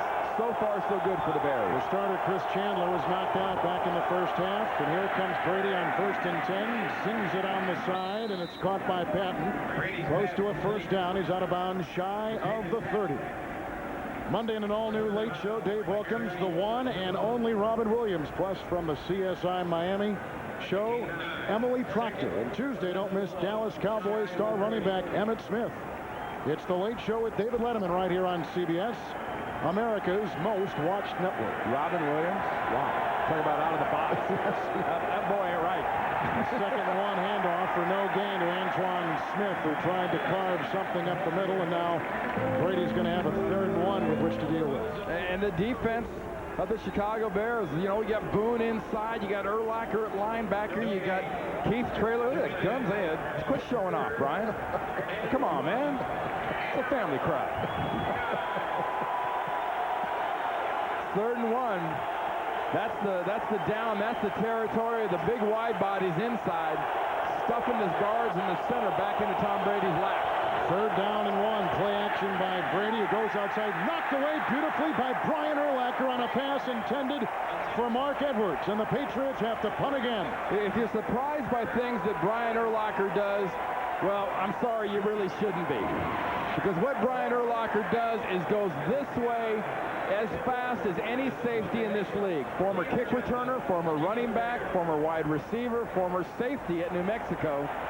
He breaks on the ball and breaks on the tackle like a corner. I mean, he's got that burst like a Deion Sanders, like a Philip Buchanan. Ken Walter to punt.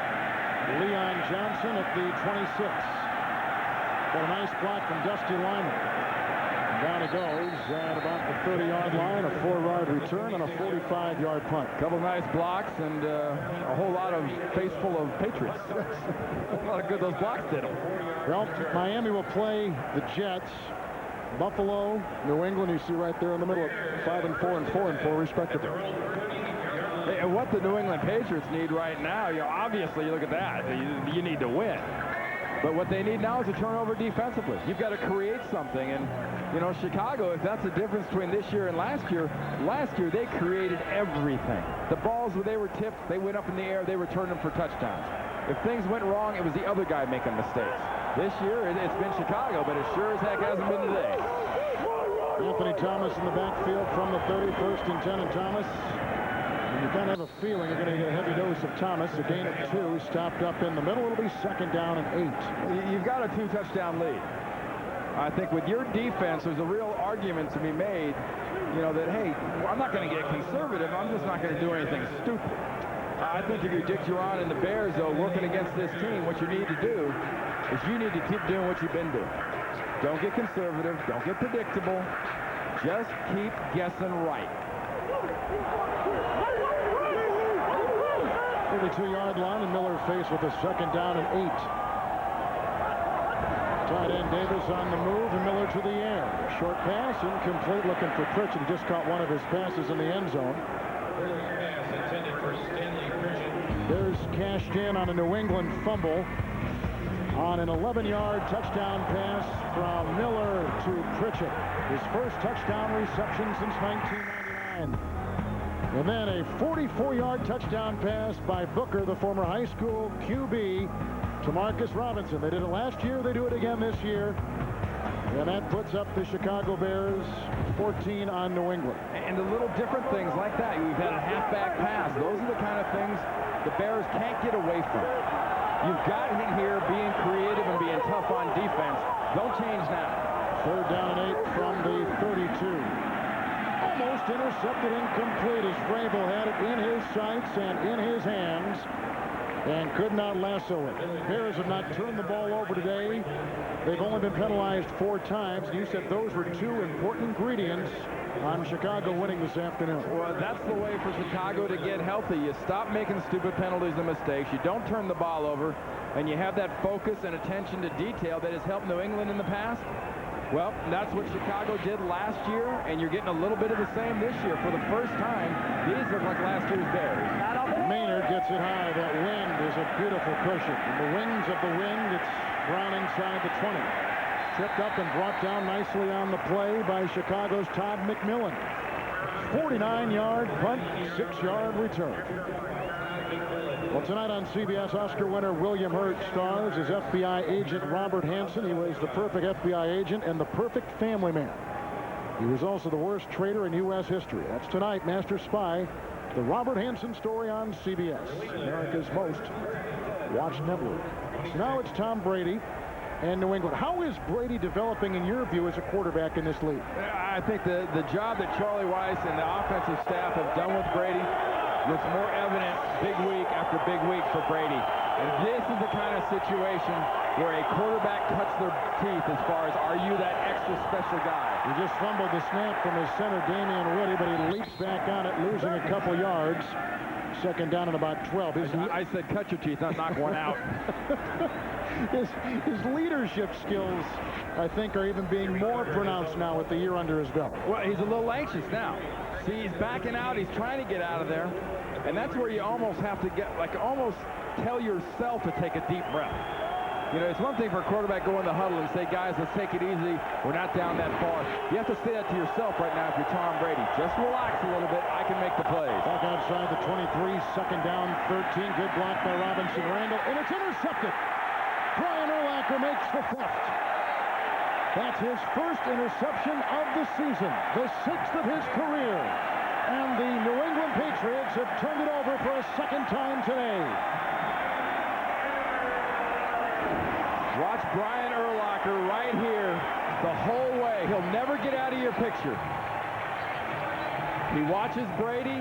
He watches Antoine Smith. He sees the ball.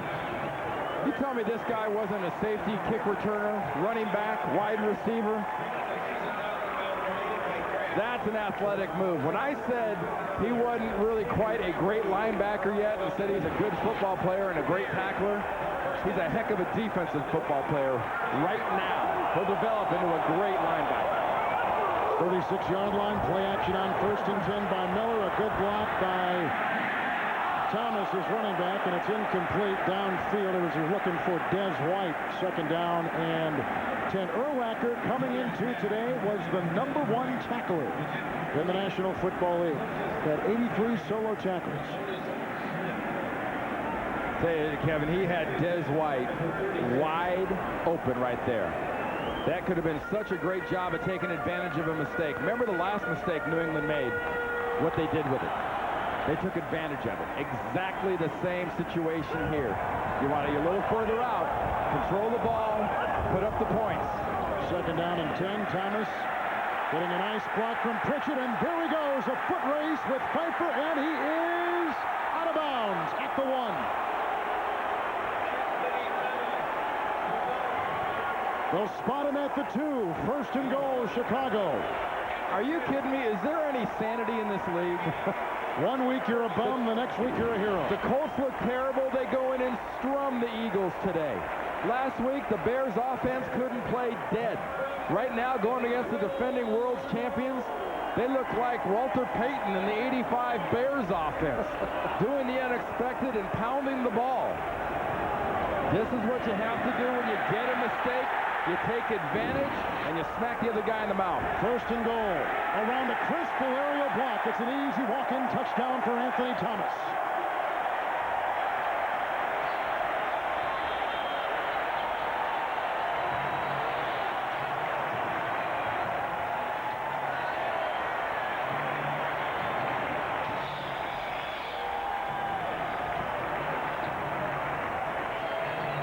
The Chicago Bears cash in on the Tom Brady interception, helped on a 34-yard run by Anthony Thomas, which sets up his 2-yard touchdown run.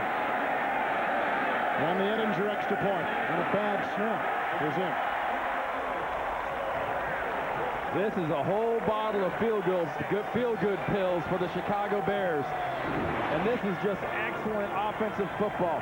Valerio comes around. Olin Kurtz blocks back. Left, Gandy blocks down.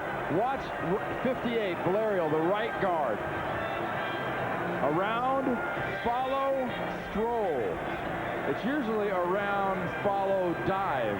But when your blocking's this good, you throw Stroll into the vocabulary because you don't have to worry about guys in New England Patriot jerseys. Kevin Doggins was also in, and he throws a good block on that line. 21 unanswered points in the last 5.5 minutes by the Chicago Bears. Brian Urlacher's interception, the first by a Chicago linebacker this year. And it's 27-6 Chicago. Monday on CBS, an all-new night of America's Best Television, starring with the King of Queens. Yes, dear, everybody loves Raymond.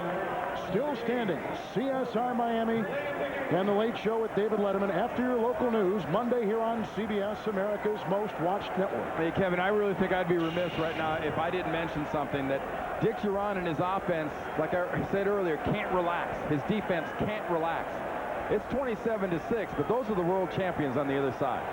You've got 6 minutes and 42 seconds to go in the third quarter, and another quarter after that. Tom Brady and this offense are so dangerous, you got to keep pouring it on. You're going to have to face some serious trouble.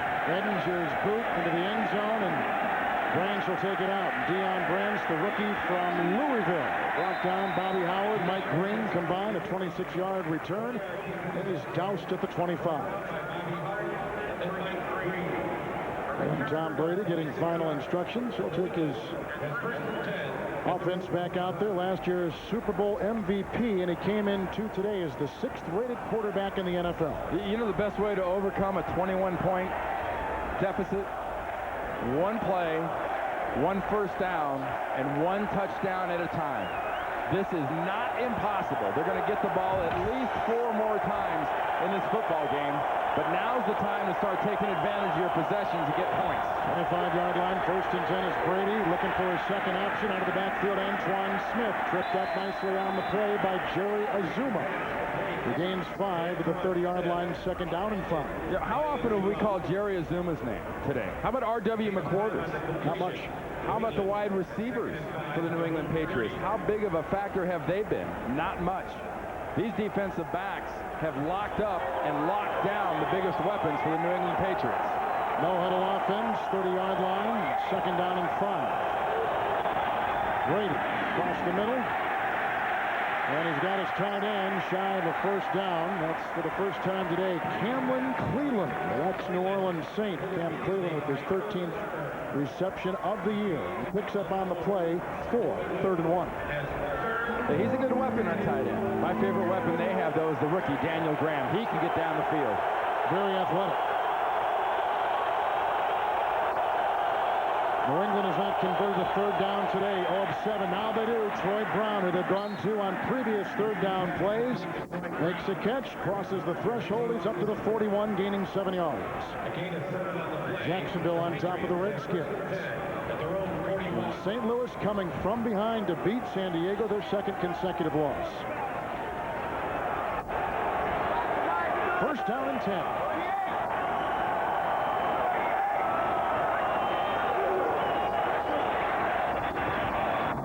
Brady again, it's Troy Brown, a gain of 4 near the 45. Hey, I brought up the analogy last night to Tom Brady about a boxer. Getting up on your toes and jabbing and hitting and really getting into that rhythm. And for the first time tonight, that's sort of what this offense is starting to look like. They're going not in a hurry up, but just sort of a no huddle. And they're back on the balls of their feet again. And they're bouncing and they're hitting. And that's what they need to do to get back in this game. 2nd down and 6. Screen pass for Antoine Smith. The block downfield by Woody. Slashing inside. He takes it tumbling to the 36-yard line. 19-yard pickup and some good downfield blocking, which we saw last week from the Patriots in their win at Buffalo. And then as a Chicago Bear injured at about the 43-yard line, looks to be Alex Brown. Wednesday on CBS this week on The Amazing Race, the team travels through a maze of Moroccan streets, and they encounter a roadblock no one could predict. Don't miss The Amazing Race Wednesday here on CBS. Alex Brown is off the field, but there is somebody else down. 2nd of 2 Chicago injured players. They've already lost their starting quarterback today, Chris Chandler. Knocked out with a sprained neck in the first half. And let's go to the sideline in Beasley. All right, thanks a lot, guys. Even though we are only late in the third quarter, when you're leading 27-6, you change the way you call defenses. They're not in a prevent, but they are not being as aggressive as they were earlier. So, yeah, the Patriots are getting into a little bit of a stride, but it's a calculated defensive posture that I think the Bears are taking. Now that they're approaching the red zone, they should tighten it up a little bit and start attacking a little bit more. Back to you. I think really, Beasley, the strength of Greg Blosch's Bears defense is attacking and being physical. I think it's a mistake to relax against this style of an offense with Tom Brady and give him the momentum and give him an opportunity to make him feel like he's back in the game. Like I said, one play, one first down, one score at a time. They're setting that up right now. And wouldn't you say a lot of Chicago's problems this year have been because of injuries, especially defensive line injuries? Well, injuries and a lack of attention. And I say that only in the context of the attention to detail. The stupid mistakes jumping off sides, dropping coverages because you are playing with guys that aren't normally in there. I just think it's been a whole combination of things, but if you're going to take advantage of what you have going on right now, you've got to be more aggressive, and right there is Big Ted Washington, a real key injury. Well, they've had to go to a lot of rotations on that defensive line. Beasley, what do you have? Well, another one of their problems is when you go 13-3, you get a much more difficult schedule the next year. For example, last week they played the NFC East champion Eagles. Today, the AFC East champion Patriots. Next week, the NFC West champion Rams. So, you know, it's a lot tougher schedule, so they're having a more difficult time at it, that along with the injuries, guys. Well, the Bears will play at St. Louis next week, Detroit, then at Green Bay, then at Miami. That is a tough, and Detroit played at least early well against the Packers, and they're improving, but nonetheless, it's a tough month. But that's the schedule you want. You take advantage of the easy schedule, but what you really want year in and year out are the tough games, or the tough teams. That's how you establish yourself as a quality team. One 13-3 season against an easy schedule, then falling back doesn't qualify you as a quality team in the NFL. You take an easy schedule and then make a good record out of it. Then you get a tough schedule and make a good record out of it. Then you're on your way. Reggie Austin is being helped off his feet and onto the cart. And he will be taken off. He was one of two Bears that were injured on that play. Austin is 3 years out of Wake Forest. You know, Kevin, we all came here today to see a high-powered, quick-strike offense. The only problem is the wrong one showed up. The Chicago Bears scoring drives, if you want to call them that, have been 40 seconds long, 9 seconds long, and 37 seconds long. That's what you expect out of New England, not the Bears. Taking his place will be Damon Moore, who is a one-time starter with the Philadelphia Eagles. He wears number 37, so he'll be in the defensive secondary. Keep an eye on Damon Moore. He was with the Eagles last year and had a big knee injury. As a free agent, is just now coming back. If you're Charlie Weiss, that's a guy you want to get matched up, see how the wheel's doing. Falk in the backfield, 1st and 10. Fake to Falk, the fake end around, it's off to Falk. A block by Fourier, and downfield he goes after gaining about 14 yards. Another first down, stopping the clock. No, they're going to leave it rolling. 3:50. And they're not gonna hurry up. This is not a hurry up offense. This is just no huddle. Years ago, Sam White had his team in Cincinnati do this, and they just disrupted the entire league doing it. Trey Rugemer is now in at right guard. 1st and 10. Kevin Falk, a Rugemer block, and Falk head over heels down to about the 15 on a gain of 6. And Truzzi is out. Now, we saw him leave the locker room late out of halftime, and we have not seen him much in the second half. The key word for people was that Chicago had a patient offense. Well, right now, Tom Brady and the Patriots are being very patient and efficient. 2nd down 4, 15-yard line outside. Kevin Falk has an open track and takes it in, corkscrewing for a touchdown. A 15-yard touchdown reception. And the New England Patriots just might be back in business. Well, it's just what I said. Dick Duran's defense can't be too soft. And if you're New England, you're down by 21. How do you overcome it? One big play, one first down, and one touchdown at a time. You've got Falk, and you're bringing him out. Watch the matchup. Clean, wide open, no blockers in front. But you know what? He didn't need them. He made him miss, and he got in. Extra point try by Adam Vinatieri. 27-13 with 3:04 to play in the third quarter. Plenty of time. Falk picks up his second touchdown reception of the year. Brady throws his 19th touchdown pass. Kevin, any questions about the value of a mobile quarterback like a Tom Brady, able to scoot out, get the ball quickly to your running back? He's pretty good on that drive, too. Well, 7 of 7 on that drive is all that patient offense did, scoring that touchdown. Monday on television's most watched new show, CSI Miami. This 2-year-old holds the secret to a crime so mysterious, so unthinkable. You'll have to see it to believe it. Don't miss an all-new CSI Miami. Monday on CBS, which is America's most watched network. To the sideline in Beasley Reese. All right, thanks a lot, guys. I got the report from the Bears, and number 24, Reggie Austin, is out of the game with a right knee sprain. Once again, he will not return. Back to you. Well, take us inside that Patriots sideline now, Randy. They're within striking distance. What are they thinking? How are they going to approach the remaining 18 minutes of this game? Well, the key is those 18 minutes. You got 3 minutes to go in the third quarter, and Bill Belichick knows he's got a defense that can stuff people, that can make big plays. Charlie Weiss, his offensive coordinator, knows he's got a quarterback in Tom Brady. Goodness, we all know the kind of plays this guy can do. So there's no panic. There's a sense of urgency. There's an embarrassment for being down like this. Vinatieri's boot. Ahmad Merritt, who was born and raised in Chicago, takes it for the Bears. Shoulders his way to the 32, an 18-yard return. Larry Izzo was there. Matt Chatham, along with Gerard Cherry. All three making the stops on the special teams for the New England Patriots. And again, Chris Chandler started the game, knocked out in the first half. Jim Miller has come in and without a speed bump. Now, you know, and because they've kind of thought out of the box. The last thing you want to do right now is crawl back into the box and nail the lid shut. You want to stay out of the box and keep doing the unusual things. Keep the defense guessing. 32-yard line, 1st and 10 for the Chicago Bears, and Big Cat Williams. And when he starts going this direction, 71 offense. It's hard for him to go that direction. That's a big body. And he's done that quite a few times this year.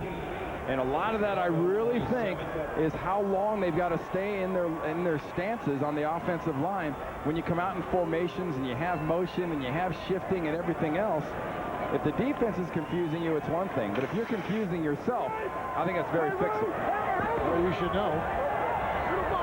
He played all those great years in San Francisco. 1st and 15, push it back to the 27. Pritchett in the backfield by himself.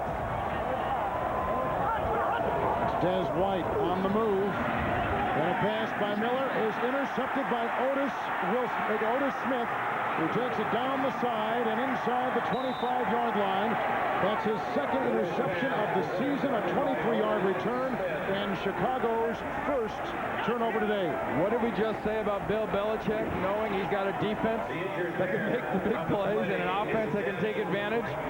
You've got a sore arm, soft arm quarterback underthrowing a lob pass to his wide receiver, and no one takes advantage of mistakes better than Otis Smith. He's not the best corner in the league. He's not even the best corner on his team. But I'm not sure if there isn't a guy in this league that isn't at the right place at the right time more often in the last 2 or 3 years than Otis Smith. 13 years he's played in the National Football League, and 13 years for a corner? Yeah, isn't that amazing? That's like dog years. That's like 90 years for the average person. That's how you got to think of it, I guess.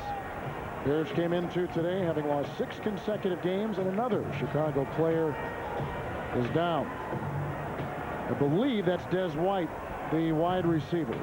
It is. So they've lost a defensive back, Reggie Austin. They've lost their starting quarterback. Now they got their starting receiver down. Hey, you know, they haven't lost the crowd, but this crowd is very, very quiet. They're sort of sitting back saying, oh, wait a minute. There was 21 points a minute ago. It might be getting ready to be 7. Tonight on CBS, Oscar winner William Hurt stars as an FBI agent, Robert Hansen, in a true story of the worst traitor in American history. Find out why he did it and the evidence that gave him away. CBS television event, Master Spy, the Robert Hansen story. That's tonight on CBS, America's Most Watched Network. He's up and walking. He'll have time to clear his head. Best beginning field position today by the Patriots. Chicago 25. Remember the rhythm. Remember the bouncing last time they had the ball. Key, get a turnover, get a break, take advantage, and finish it off. First down and 10 for Tom Brady. Great time, and down the sideline, incomplete. He had a tight end Fourier at about the 12.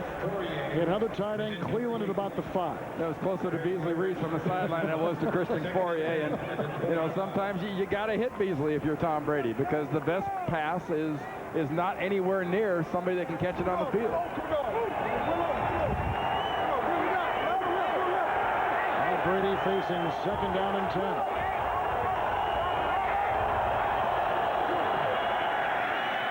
They come after him with Caldwell. They dump it out to Mark Edwards, who gets a Rugemer block, but that doesn't stop Jerry Azuma from giving up just a 2-yard gain to the 23. I love how aggressive this defense is. Greg Blosh is bringing the blitz, but he's zoning behind it. They blitz off the corner. Brady kind of spins around, thinks he's got something going with the screen, but with the zone behind it, there's 3 Bears there just waiting on the running back. Pretty important 3rd and 8 play coming up, and you see the Patriots a meager 1 of 8. We're not even in the 4th quarter yet, Kevin. So a field goal here is not bad if you don't get a first down. 3rd down and 8, 23-yard line. Brady outside and incomplete. Troy Brown tripped. Caldwell was on him. 4th down, and they will have to try for 3. Yeah, sometimes in situations like that, your brain's faster than your feet. Because your feet can't keep up with what your body's trying to do. Troy Brown wants to catch that ball and run 20 yards down the field before the ball ever got there. Vinatieri has had a great afternoon, highlighted by a 57-yard, career-long, Patriot-long field goal. He's kicking into the wind, which remains very stiff. That usually means you've got to drive it a little bit more. That usually means it's got to be a little lower. You have to be stout in the middle. A 42-yard try. Paxton with the snap. And he splits them from 42 yards away in New England. Cashes in on the Otis Smith interception to climb closer to the Bears and make it an 11-point, 27-16 Chicago lead. Tonight on 60 Minutes, it's the most contaminated site in America. Where is it? Anniston, Alabama. Who did it? Monsanto. That's tonight on 60 Minutes. Then it's an all-new Becker. Then the CBS television event, Master Spy, the Robert Hansen story. Tonight on CBS, America's Most Watched Network.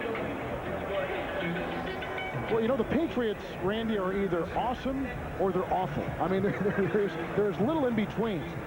But, you know, I have to give the Bears, I think, more credit than not in this situation, in this particular game. They've had some problems in other games, and granted, a 2-6 team, if you're New England on a roll, you should come in here and kind of spank these guys. But the Bears defense that Bill Belichick has seen tonight is as good as one that he maybe has seen in the last few weeks with a so-called since day one. That just no one is consistent. Green Bay maybe, I guess, at 8-1, but aside from that, no one has been consistent. It's that focus and attention to detail. It's been the key today for the Chicago Bear defense there resting on the sideline. Brian Urlacher and this defense, Mike Brown, Roosevelt Colvin, Keith Traylor, everyone's been in the perfect spot, and at the right times they frustrated Tom Brady. The question is now, for the next quarter or so, can they keep doing it? So after Vinatieri's 42-yard field goal, his kickoff into the wind. And pretty good depth. Ahmad Merritt. And brought down by fellow wide receiver David Givens. Merritt takes it for 17 yards up near the 31-yard line. As you take a look at the AFC East. I really like the job that Greg Williams has done in Buffalo. Obviously, that game last week was very, very disappointing.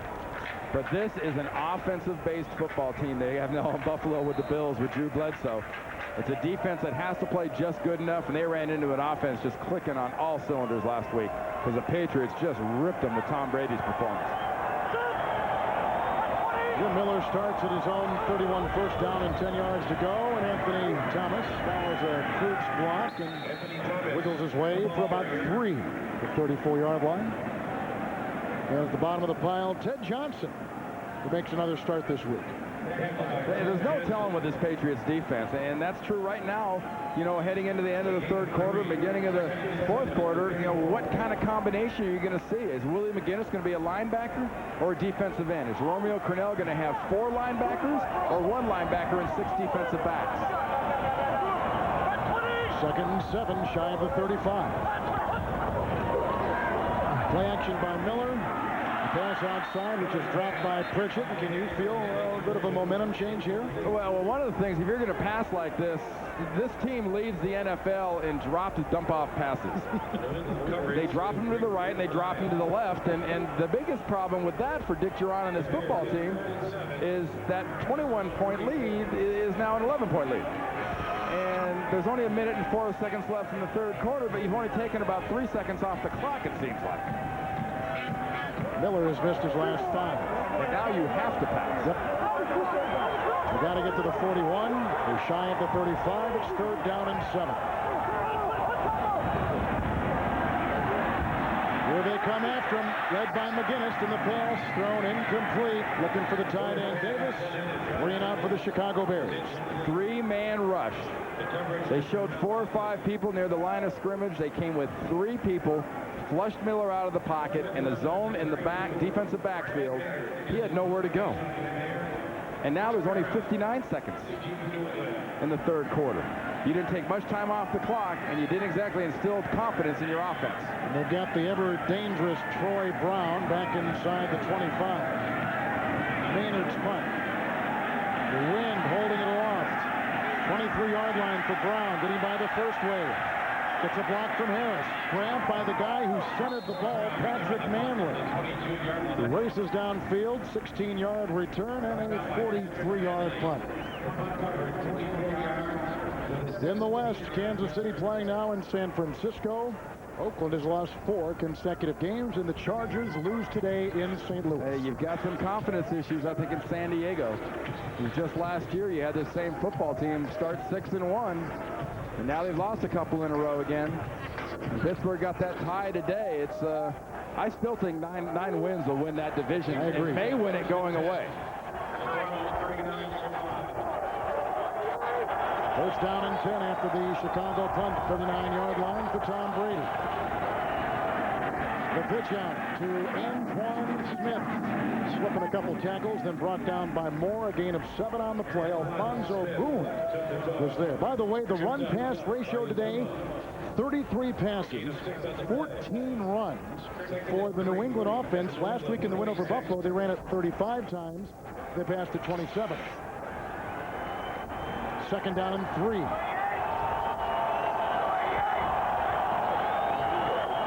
Brady, with time, guns it incomplete. In fact, it ricochets off the outstretched palm of Christian Fourier.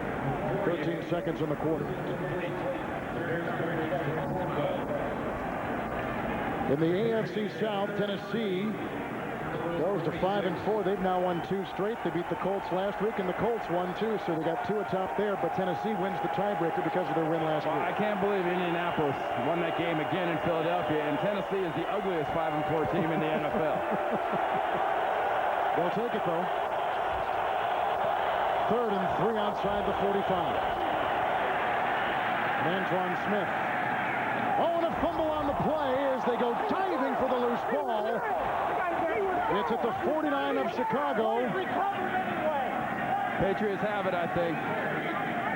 But he was not down when that ball got ripped out. There's Brady, and they just threw a flag on Brady for shoving a Chicago player off the heap.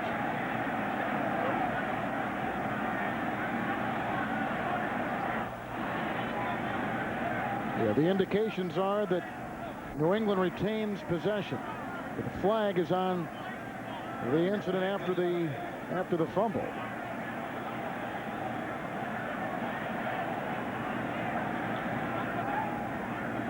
No time on the clock in this quarter. The ball was recovered by the offense. We have a personal foul, unnecessary roughness, number 12 offense, 15-yard penalty, It will be 1st and 10 by rule. That's not some of the leadership you're talking about from Tom Brady. It might not be the leadership, and it might not be the smartest play in the world, but maybe some of that lack of fire and lack of emotion that Beasley talked about earlier out of the New England Patriots on the sideline.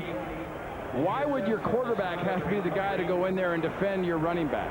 I think that ball was out before he got to the ground, so it was a fumble. But if you're one of the offensive players of the New England Patriots, your quarterback just showed you a little something. You better take advantage of it. Chicago Bears trying to stop a 6-game losing streak at the end of 3. They're up. And 1st and 10 at the 36. Tom Brady, here's the penalty. You know what? It wasn't smart, but I still like it. First play, 4th quarter, Brady 1st and 10. Out of the pocket, he scrambles, finds his fullback Edwards, and he bulldozes his way for a 1st down up to the 49, a gain of 13 yards. And the reason I like it is that lack of kind of fire and emotion earlier in the Patriots. Maybe that's the jumper cables on the lips that might get this group a little more excited about what they're doing. 1st down and 10. Falk in the backfield. Brady slings one outside, incomplete. Looking for Deion Branch. 2nd down and 10. Now the Bears made the interesting decision of taking the wind in the 3rd quarter, thus giving New England the wind here in the 4th. Well, and it's going to be a big deal, especially, remember, you're talking about an 11-point game. You're talking about one of the best kickers in the last decade or so in the NFL, and Adam Vinatieri, and a quarterback that can very well throw the ball down the field, and Tom Brady having the advantage of the win. In a field position game, don't ignore the elements. 2nd down and 10. Falk in the backfield for Brady. White with a good block. That provides time for Brady. But now here they come at him, and he throws as he is whacked, and it's incomplete. Coming down on him hard, Brian Robinson. The recently highly signed and highly maligned Brian Robinson. Well, the problem is he's been highly average. Yes. That's why Alex Brown has been starting for him. But I tell you, that case right there, you had a mobile quarterback. No one overcommitted. The defense stayed close, but more importantly, the linebackers and the defensive backs. Tom Brady's got nowhere to go. You know, and he just gets rid of it. His option is either to get rid of it or put a little mustard on it and eat it. Wouldn't taste good. 3 of 11 on 3rd downs today. 3rd down and 10. On the New England's 49. With the empty backfield, Brady swings it outside, caught by Edwards, who worked on McQuarters outside. A gain of 12 on 3rd and 10 to the 39 of Chicago. A great job right there by Charlie Weiss with formations. That was Edwards. Mark Edwards, the fullback, lined up as a receiver on the outside, running a quick slant. How many blocking fullbacks run quick slants in the NFL? Not many. No huddle again. 1st and 10 inside the Chicago 40 for Brady. Dumps it across the middle. Troy Brown trying to squirm his way away from Jerry Azuma. Gain of 6 and down to the 33. You're feeling a little different rhythm and a little different feel about this offense. You always compare it to boxing. The boxing, they're back on their toes. They had the touchdown drive, they were on their toes. Right now, they're back up on them. 2nd down 4, Falk in the backfield, and Brady again outside. Looking for Fourier, the tight end, and the catch is made. And for a 1st down at the Chicago 28, a gain of 5. And the important thing to remember also, Kevin, is when you're down by a lot like they were by 21, it's one big play, one 1st down, one score at a time. Don't overpress. Where's the rush? I see no one in Brady's face. Well, they're not getting the pressure they've decided they'd rather just cover. 1st and 10, short pass again, and incomplete. No yellow on the field. Jerry Azuma. That ball, Brady put so much smoke on it, I don't think Azuma knew how close to the ball he was by the time it went by him. Well, this ball control offense, the short passes, we saw a lot of it last week against the Buffalo Bills, and it's been successful here lately for New England in this game. You know, that's why you see receivers taking these big hits. Defenses are playing a soft cover 2. You have to throw short, and then the safeties get a chance to come up and just splatter people. 2nd and 10, 28, and Kevin Falk. Brought down on the play by Ernest Grant, gain of 3 near the 25. 3rd down, and about 7 coming up for the Patriots, who have 2 timeouts in Chicago with all 3 of theirs. The Patriots have 3rd and What did you think of Belichick last night when we were talking to him? He's about as calm and sort of bubbly at the same time as I've seen him. He's a guy, I think, very much in control of his team and in control of his emotions and organization.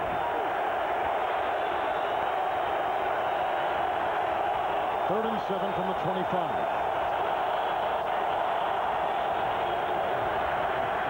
Brady moving up. He's got to get to the 18. Has the first down, sliding down to about the 14-yard line.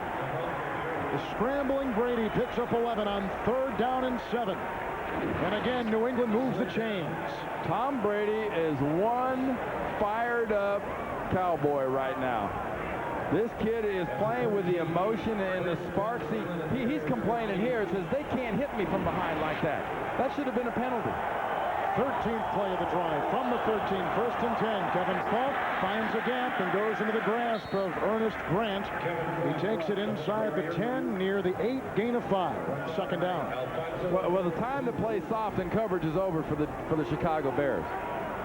They were a little bit too soft back there on that last play. They dropped off so much. Brady got that first down. Keep attacking this offense. If you let them keep coming at you and you let Tom Brady sit back there, you're going to blow this lead and you're going to lose this game. Defense looks tired. 2nd and 5. Inside the 8. Great fake into the end zone. Incomplete for Troy Brown. Seductive move by Brady. Incomplete. It'll be 3rd down and 5, and tonight on 60 Minutes, it's the most contaminated site in America. Where is it? Anniston, Alabama. Who did it? Monsanto. That's tonight on 60 Minutes. With Randy Cross and Beasley Reese, Kevin Harlan from Champaign, the Super Bowl champion New England Patriots trail the Bears 27-16. But Tom Brady is leading the team deep in Chicago territory. Don't let Troy Brown catch us if you're Chicago. Double team him at least. 5 receivers deployed. Comes the blitz. And Brady to the end zone and broken up beautifully in the end zone by Todd McMillan, who has himself been maligned this season. It's 4th and 5, and New England will go for 3. It's not going to get any better. David Givens working at the top of the screen, wide open, ball floated over the top of McMillan's head. You know, McMillan makes a nice grab in there with his hand, but at some point, if you're a receiver and Givens is a young one, you got to learn to come back and go get the ball, not wait for it to get to you. Vinatieri with a 25-yard try. He's had a perfect day kicking. The wind is at his back, and he easily chips it up. And New England continues to chip away at that Chicago lead. 27-19 the Bears. Adam Vinatieri has kicked 4 field goals today, including a 57-yarder. New England continues to chip away at that Chicago lead, and after his 25-yard boot moments ago, the ensuing kickoff is taken inside the 5. Ahmad Merritt. There's some blocking ahead by Boone and by Leon Johnson. He takes it near midfield, and Chicago needed that in the worst way. A 44-yard return. The kickoff coverage for the New England Patriots has been poor at times this season. And that's just part 1 of a 2-part prescription for the Chicago Bears that are getting just laid out time of possession-wise by the New England Patriots. Part B, finish this field position off with points.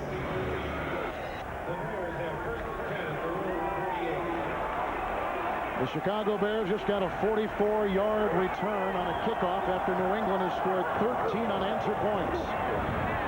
It's Anthony Thomas for 4, grabbed by McGinnis, and he wiggles to the 47. And Kevin, I talked about the prescription. There's another part of the prescription. The Chicago Bears, their offensive line, take control of the situation. Get your offensive coordinator, John Shute, calling the plays in here. Let the line take control of your game. You've tried cute, you've tried changing, and that hasn't worked. Just get physical. Try to be a Chicago Bears offensive football team that most people remember. Chris Chandler started, sprained his neck in the first half. Jim Miller has come on, playing with severe tendonitis in his right elbow. 2nd down and 6. Anthony Thomas again. And drilled by Ted Johnson after a gain of 2 to the 46-yard line. 3rd down now and about 3. And Dick Duran knows what he's facing on the other side when it comes to Bill Belichick and his defense. They're not worried about Jim Miller scrambling. They're worried about stopping the run, and they're worried about getting back defensively and trying to create another big play. Has New England showed you as many looks as you thought you'd see today defensively? Absolutely. They've had 2 down linemen. They've had 1 down lineman. They've had no down linemen. Bears 3rd and 4. They missed their last 7 third downs from the 46.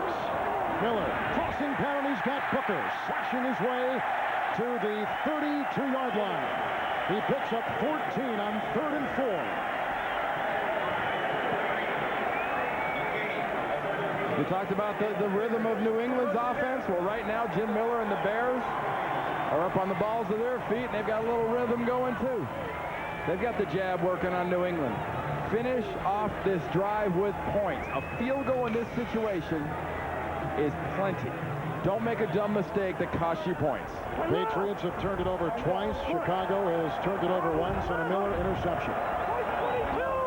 First down and 10 with Chicago at the 32. Anthony Thomas.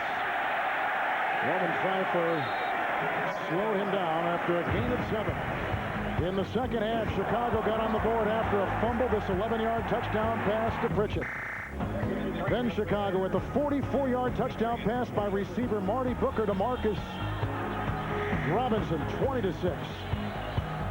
And then that 2-yard touchdown run by Thomas, that touchdown pass to Kevin Falk, and then subsequent field goals of 42 yards by Vinatieri, and then moments ago a 25-yarder, which brings us to a 27-19 game, approaching 8 to play here in the 4th. Second down and 3 outside the 25. Thomas again, Pritchett the lead block, cuts the corner, has the first down, and still on his feet, brought down by Victor Green. He's to the 17-yard line with the pounding gain of 8. And this is how you take control of a football game. You've lost control earlier. You start pulling your linemen, you start smashing the ball at Bill Belichick's defense, and you let time come off this clock. And you got great field position set up by your return team. Take advantage of this and put points on the scoreboard. As you've talked about all game long, teams' attention to detail, so important, focusing on those small things that make the big things happen. And the A-train, Anthony Thomas, 87 yards. He's got to add to it, though. First and 10 from the 18. Blitz. Thomas, Valerio stood up his guy, but the rest come caving in, led by Ted Johnson and Victor Green. Gain of a yard. Second down and 9. And this is sort of commitment to what you're doing, too. Because Chicago is going to run this ball, and he's going to run the ball inside no matter what you're looking at. And what you're looking at right here is 2 linebackers. One in one A-gap, the other one in the other A-gap. One's Ted Johnson, he's blocked, but you can't allow inside for the other one. Victor Green, the safety, gets you.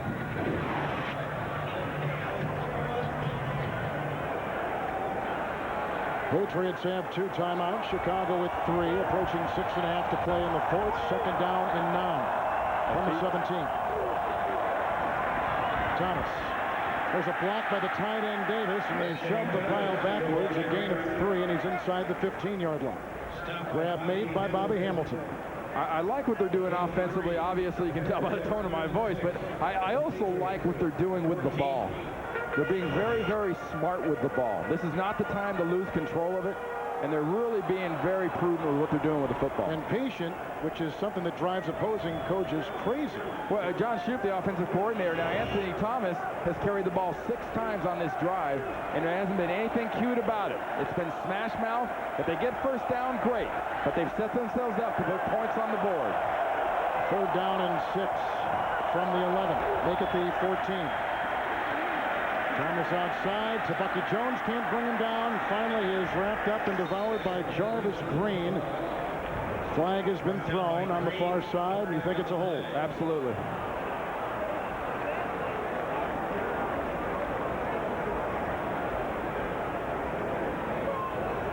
The Bears have only been penalized today 5 times, which is within their range. At least anything over 8 causes problems. 7 less than last week. Yes. Number 71, offense. That penalty is declined. 4th down. So 4th down at the 14, and Chicago will try for 3. I like this. Don't take the field. Don't take the penalty. and just let them kick it and get the ball back if you're Bill Belichick and the New England Patriots. Most important thing right now if you're the New England Patriots is possession of the football and getting a touchdown and some points and then getting it back. Edinger has kicked 9 consecutive field goals, 2 straight today. 32-yard try into the wind. The hold by the punter, Brad Maynard. And he hits the upright, and it ricochets in. And it's 30-19, an important 3 points for the Chicago Bears. Well, Bill Belichick saw the Chicago Bears fill the prescription. They got the field position, and they got some very valuable points.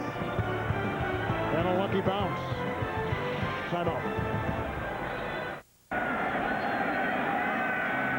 With Randy Cross and Beasley Reese, Kevin Harlan, Champaign, Illinois, the Chicago Bears leading New England 30-19. Edinger just kicked the field goal. Boots this off, and Branch will grab it, and then he's grabbed himself on the play by Damon Moore. 24-yard return. Tom Brady's got a lot on his plate. 5:16 to play. The world champion New England Patriots had the emotional win last week over their former teammate Drew Bledsoe in Buffalo. The Chicago Bears have lost a couple fourth-quarter leads, as you see right there. They've lost 6 consecutive games overall. Trying to break that string this afternoon. The key here, Kevin, keep attacking Tom Brady in this offense. Don't lay back. From the 37, Kevin Falk in the backfield, 1st and 10. Hit as he throws, incomplete, loose ball, no. Whistles blow. Roosevelt Colvin came streaming in and was all over, draping himself all over Tom Brady. Incomplete pass, 2nd down and 10. And the amazing thing about Colvin getting there was how late he started. I mean, Roosevelt Colvin really comes off the line of scrimmage very, very slowly. See him kind of hesitate, then he went. 2nd down, 10. 37-yard line. Falk out of the backfield from Brady. Urlacher, he slips by him. And finally he is brought down by McMillan. Tackle just outside the 40-yard line. A gain of about 3.5. And there's not much sit and look in Chicago's defense right now. They are buzzing around the field, and they are attacking Tom Brady in this offense. What about Brady wearing these gloves, throwing the ball like McMahon and Phil Simms used to do? Doug Flutie in Buffalo. Smaller hands, tacky gloves make it easier to grip the ball. But it doesn't make it easier to attack this defense. 3rd and 6.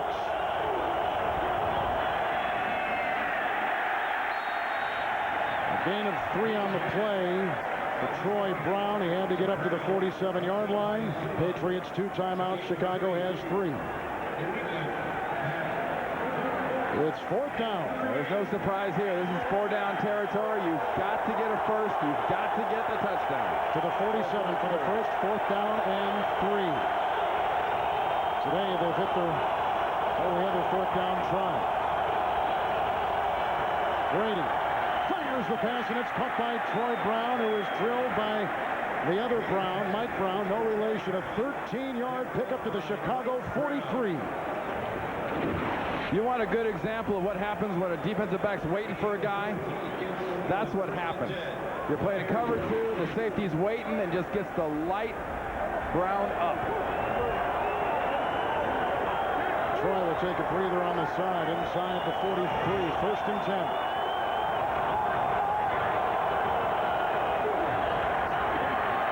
Brady niftily moves up, and outside it goes, and it's caught by the rookie out of Notre Dame, David Gibbons, on a gain of 5. McMillan with the tackle to the 37-yard line. And nice job, too. Chicago's defenders are keeping Weiss's offensive players in bounds. They'd like to be able to catch the ball, run out of bounds. They can't do it. The defense is keeping them in bounds, letting the clock run. 2nd down and 5 inside the 37. Brady again with the dart, and it drops incomplete at the 33-yard line. Dropped on the play by Branch. What exactly do you think is soft about a zone defense with Brian Urlacher coming in like this? From the right side of your screen, Gibbons tries to catch it and gets a body full of Brian Urlacher. If they're not blitzing, doesn't mean they're not being aggressive. Because once the receiver catches the ball, these Bear defenders are lighting the Patriots up. 3rd down 5 inside the 37. And they're coming at it. Here comes Urlacher. Here goes the pass. A one-handed catch by Kevin Falk. And a block downfield by Patton. And a Patriot touchdown. A 36-yard strike. Well, we mentioned earlier about the job that Brady did, bringing Urlacher in on the screen pass and letting him get close. The Chicago Bears defense attacks, and watch Tom Brady hold the ball as his running back Falk circles out of the backfield, heads upfield, and one-hands it. That is the poise of a winner like Tom Brady and what he brings to your football team, and they're going for 2. Second touchdown pass today by Brady, both times to Kevin Falk. Now trying for 2. Shotgun snap by Compton, and it goes right to Falk. And a block by Light, and look at the tackle by Brian Urlacher.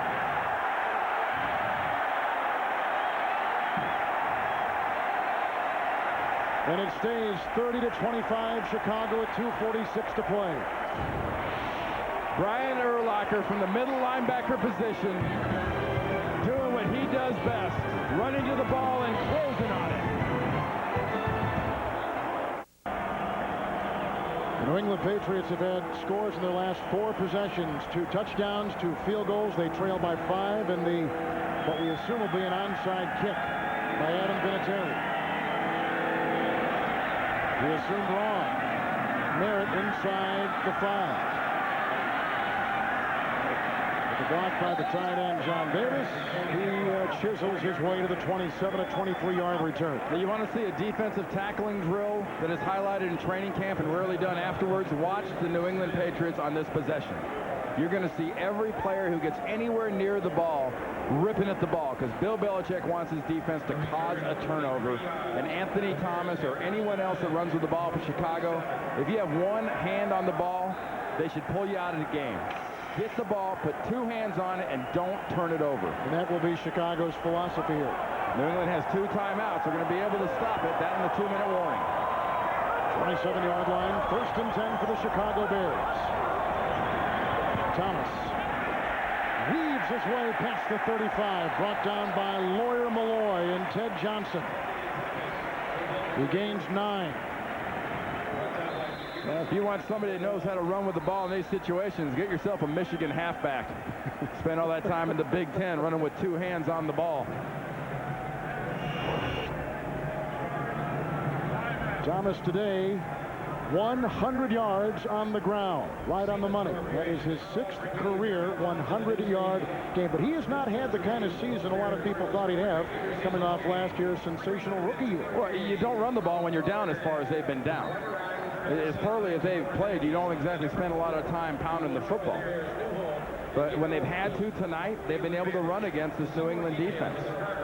And this is a part of the game. You know, I talk about the offensive line a lot, but you can't say enough about an offensive line in this part of the game.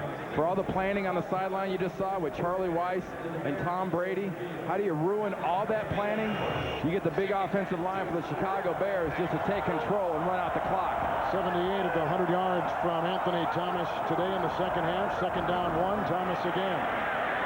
Gursky got him high, Anthony Pleasant got him low, and they stop him right there. Not a lot of room. Now New England takes their final timeout, and they've burned them all. Let's go to New York and Jim Nantz for this NFL update. All right, thank you, Kevin. We have an update now from Jacksonville. It's final. The Jags with a big performance today. Fred Taylor takes it in right here, and Steve Spurrier loses in his return to the state of Florida. Jacksonville 26-7. Let's go back to Kevin and Randy. Jim, I guess Steve Spurrier and half his team getting to sleep in their beds at home didn't make any difference in Jacksonville, huh? He's got a lot of Gators on that, too. Well, you saw the way New England's defense came over the pile right there before they used their last time out there. Defensive linebackers screaming over the pile trying to get Anthony Thomas. Romeo Crennel, the defensive coordinator, telling his defense, be strong, go get him. Not a bad time right here, if you got the guts to call it, for a play action pass. Fake the ball to Anthony Thomas and throw something high percentage and quick to one of your receivers. 3rd and 1, and Chicago is 2 of 2 on 3rd and 1 today. Thomas in the backfield. And he's got the call, and he did not get it. Richard Seymour plugged the gap, along with Anthony Pleasant and Ted Johnson. And New England's defense comes up with a huge defensive stand. We haven't called Richard Seymour's name a whole lot this game. Second-year player out of the University of Georgia, though, came up big for Bill Belichick when he needed to, because what he does well is move people into the backfield. That's just what he did there. Now Chicago has got a punt.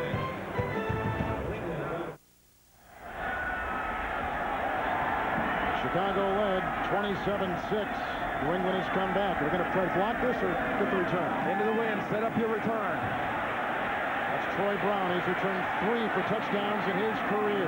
The guy who snapped the ball, Patrick Manley, brings him down at the 44. A 10-yard return, a 32-yard punt into a pretty stiff breeze.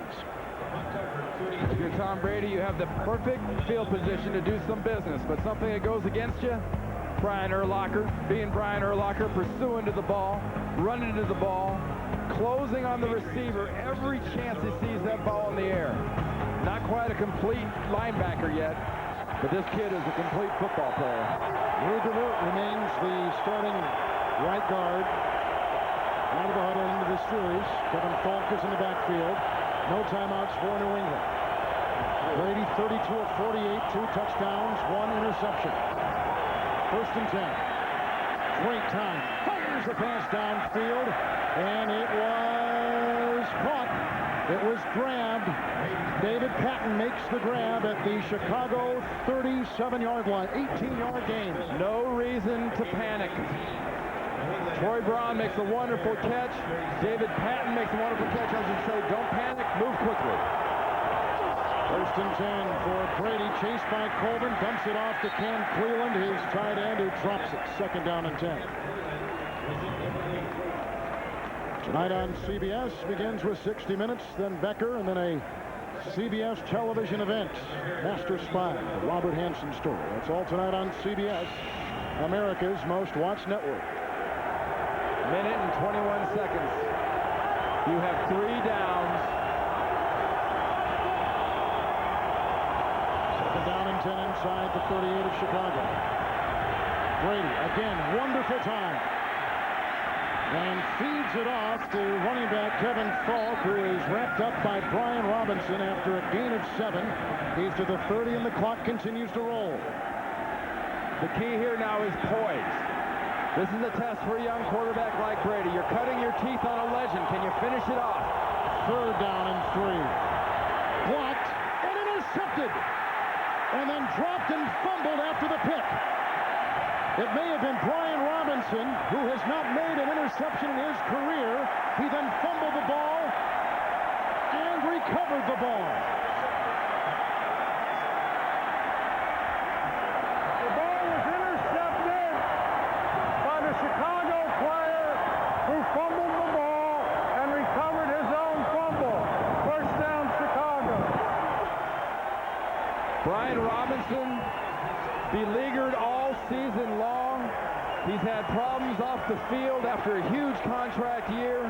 As a Chicago Bear, he has not made a bigger play at a bigger moment, stopping Tom Brady and the Patriots. His first career interception, the 3rd turnover by the New England Patriots. A couple of interceptions thrown by Brady. And Dick Duran will count the last 47 seconds and hopefully for him stop this 6-game losing streak. And for all the enthusiasm and the wonderful things done by this Patriots offense in the second half, it's only fitting it should be a big defensive play by the Chicago Bears that seals this game, because this Chicago defense in the first half and for most of this game has been the difference. Now I think they're going to take a look inside, of course, 2 minutes. It is a booth review, a press box review. They have buzzed McElwee on the field. He will look under the hood and see if indeed it was an interception. Well, it's about possession. It's about whether or not Robinson has possession. I mean, Brady's trying to throw it softly and doesn't even consider, as it bounces off the defensive lineman's head, where it could go. The ball's coming out there right after the chop. Now, does he have possession? Does he have it? Does he have it? Does he have it? I would say no. No. I'd agree 100%.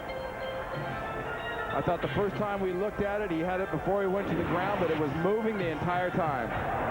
We are reviewing whether the interceptor had the football long enough to qualify for an interception. Bob McElwee, the senior referee in the National Football League, 27 years in this business, and he will use his trained eye to figure this out. Well, it got a left hand, and it got a helmet, and it got a shoulder, and it got the right hand, and it got his chest, and then it got the right hand again, and I think then it got to the ground. I think even before Tom Brady chopped his arm in there trying to go after it, Robinson was dropping this ball. See, I thought he had it there, but he never really gets possession before that ball comes back out. And in the NFL, you can't fumble something you never had. It's been an interesting time for Dick Geron. The team 13-3 last year into the playoffs, shocking the NFL world with their success. And this year, beginning 2-0, and then one injury after another. And now they're 2-6 and holding on for their lives, not only in this game, but for the season. Kevin, you're in a situation like this. Any wonder why head coaches have trouble sleeping at times and have ulcers and have gray hair? And your game is coming down to this one play. You thought you had made such a huge play, but now looking at it again on tape, it would appear this is an incompletion. He does not have control of that ball at any time of that. And not having control makes the recovery by Colvin a moot point. It was ruled an interception on the field, so it has to be conclusively not an interception, with the view of McElwee on the sideline. A guy who and this is the angle right here that Bob McElwee will look at. He doesn't have it as it's shifting. He's trying to put it away. He just never puts it away.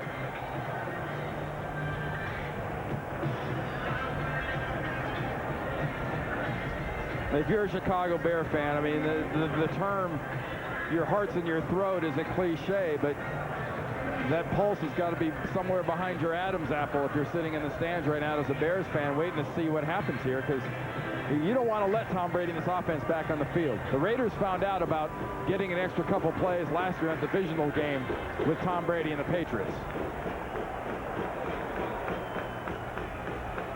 After reviewing the play, the ball is moving all the time. The interceptor is trying to secure the ball.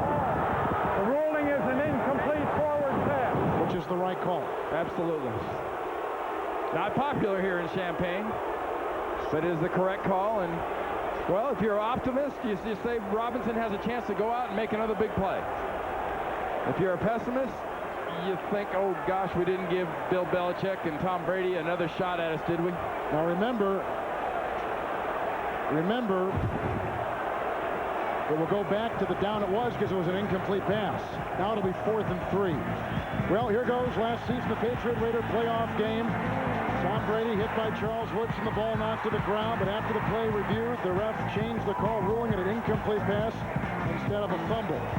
Patriots kept possession. Eventually, Adam Vinatieri hit the game-winning 45-yard field goal to send the game into overtime, where the Patriots would go on to win 16-13.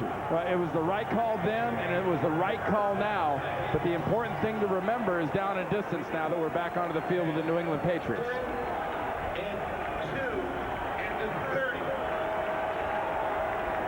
And the spot is interesting, too. It's almost like 4th and 2.5. We'll call it 4th and a short 3. Brady's numbers first half to the second half. In the past, the money pass for the Patriots has been a short slant pattern to a receiver. Just a quick throw and let him run for the first down. That's the timeout story. You see the top of your screen.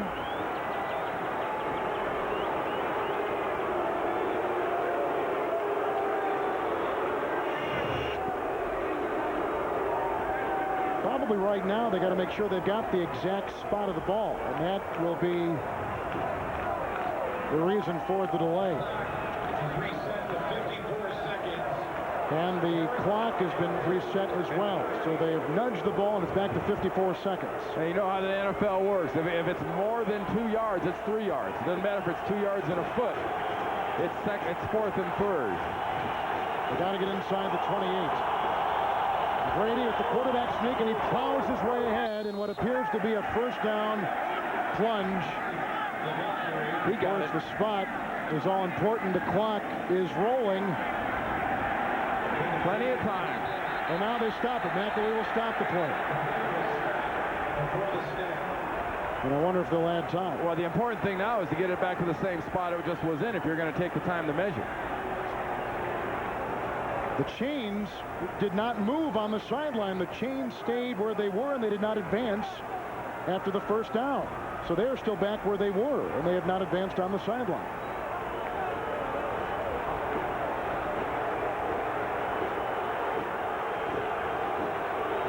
And they still haven't advanced. Yeah, on the Bears sideline, it still says 2nd and 1. And it wasn't. It was 3.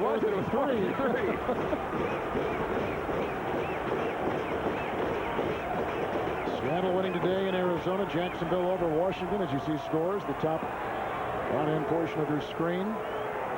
Here, 30-25 Chicago. Bears led at one time 27-6.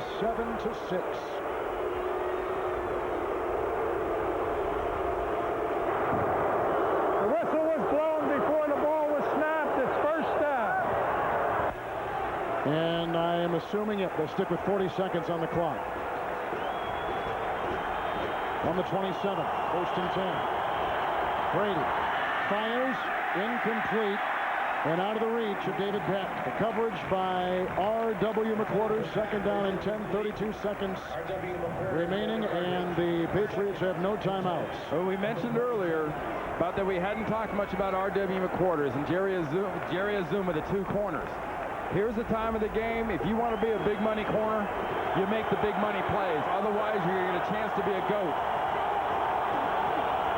Falk in the backfield. 2nd down and 10. Brady gets away from Colvin. Now here comes Colvin. He throws the ball. It's a completed pass.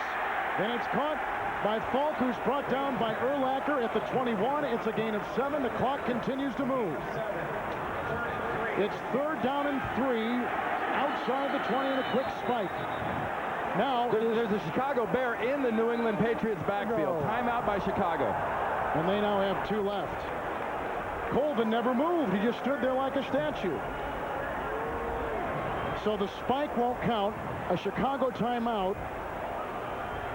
And it is still 3rd and 3 had the spike counted. Again, we're faced with 4th and 3 for New England, but it is 3rd and 3. You've got 20 seconds left, and you not only have just given New England another possession, you just gave New England another play if you're Dick Duran and the Chicago Bears, because right now after that spike, it should be 4th down. Instead of being 4th down, it's 3rd down. Patriots took over at their own 44 with 1:50 left in the 4th quarter. Bob McAlee continues to explain things to Chicago head coach Dick Duran.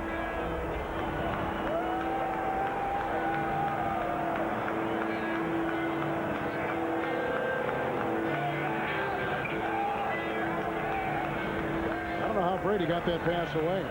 He was firmly in the grasp of Colvin. He guessed. Yes, well. Much like Tim Couch did a couple weeks ago against the New York Jets, where he just sort of threw it up over his head and ended up being a 2-point conversion. Brady knew he had to get rid of it, and he just guessed where his running back was going to be. Because the job is being done by the pass rush. Colvin's getting to where he needed to be, and he just flips that out to Falk. That is just real nice poise and execution by Tom Brady under the most dire of circumstances. And I'm assuming his knee wasn't down when he was throwing that ball. Well, you keep getting life. You keep getting life. If you're the Patriots and can't take advantage of this, you have no one to blame but yourself. And if you're the Bears and you're able to stop New England, what does this do to your confidence and your ego and how you look at your football team if you're a Chicago Bear? There was 28 seconds on the clock when timeout was called. Reset the stadium clock to 28 seconds. So not only an extra play, they get 8 extra seconds, which is a lot. Well, for Tom Brady and this offense, it's all they need. Chicago led 27-6 with 6.5 to play in the 3rd quarter. 3rd down and 3, 8th play of the drive. from the Chicago 20. Brady gets away from Colvin and to the end zone. Caught by Patton. Where the feet in. A touchdown.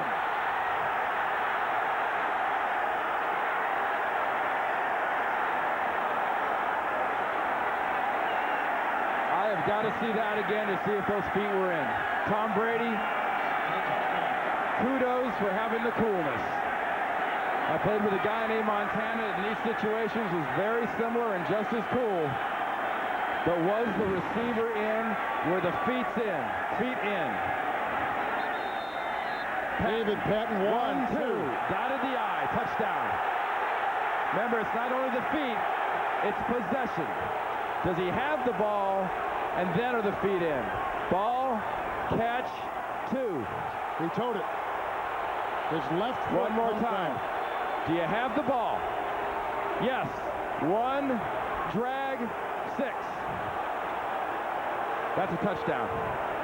But they will review it upstairs. They've already issued the catch, drag, second, 6 points. It is under review right now, and of course, as we said, anything under 2 minutes becomes the booth official signaling down to Bob McElwee, which he has done. And Bob McElwee now is looking at the replay on the sideline. Bill They are Belichick reviewing whether the pass was completed for a touchdown. Bill Belichick's football team got the ball back on a review. Looked like an interception. It was not an interception. The ball was dropped. They've got chance after chance. Chicago dodged bullet after bullet. And finally, they just couldn't dodge anymore because this is a catch. The ball is in. The right foot's down. The left foot dots the I. That is a wonderful replay, a wonderful angle. And this should be a very easy decision for Bob McElwee and our officiating crew, but especially McElwee, our referee, under the hood. It is positive a win this could have been for Chicago. This has the potential to be an utterly devastating loss. Now remember, there are 21 seconds remaining for the Bears after the extra point will be kicked if indeed we go that way. 2 timeouts remaining for Chicago, but they've got a weak-armed quarterback with severe tendonitis and a lot of other factors going up against what is a terrific defense, and add to that a stiff breeze into the wind that they'll be knifing their way into. Well, for those football fans of you out there, you're watching this, and this is a touchdown by David Patton because that left foot's going to dot it in. And so this is a lead for New England. But remember yesterday. Remember in college football in the SEC yesterday, that game between LSU and Kentucky. Kentucky thought they had the ball game won. They'd already dumped the ice water on Guy Morris, the head coach of the Wildcats. And LSU comes back with a miracle pass. So they not only never say never, you don't ever say it's over until you see all zeros in the scoreboard. Well, after reviewing the play, the right foot is down in the end zone. The receiver has the ball. He taps his left foot. It is a touchdown. That is a perfect job by Bob McElwee. A wonderful explanation to the crowd. They may not like it, but it's a perfect explanation. Go for 2.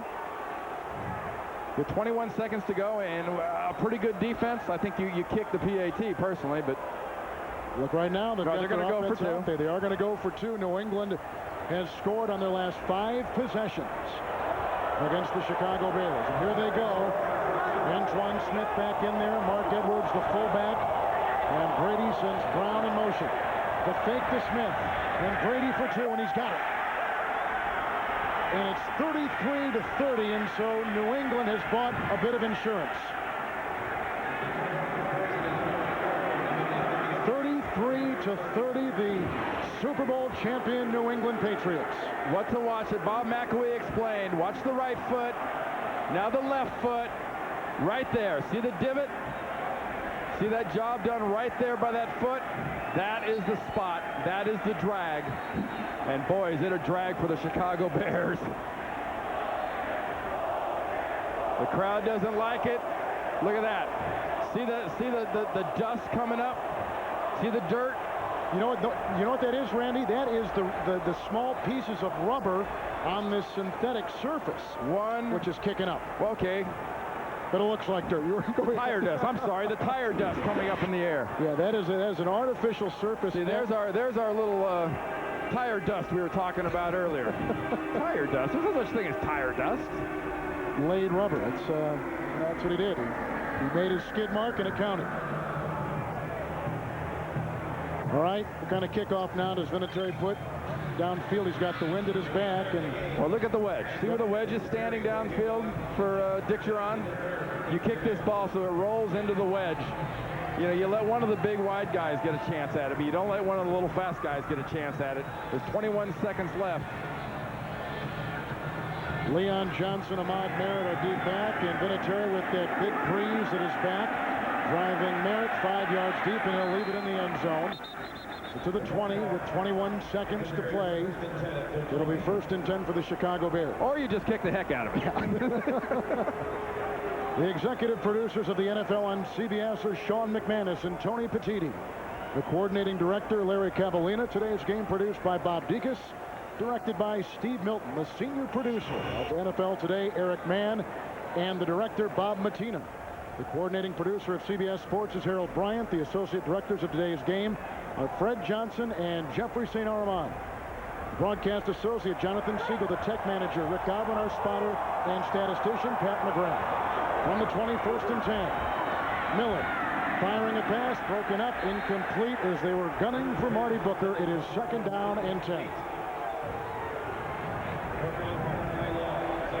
If you're the Chicago Bears, there's your best chance to get the ball down the field. You're throwing into the wind. Jim Miller's got a sore arm. Marty Booker's already got the longest completion on the day. Touchdown pass of 33 yards. And he's also got the strongest arm on the field. You've got to get a chance to get down the field to set Edinger up for a chance to get a field goal. 17 seconds.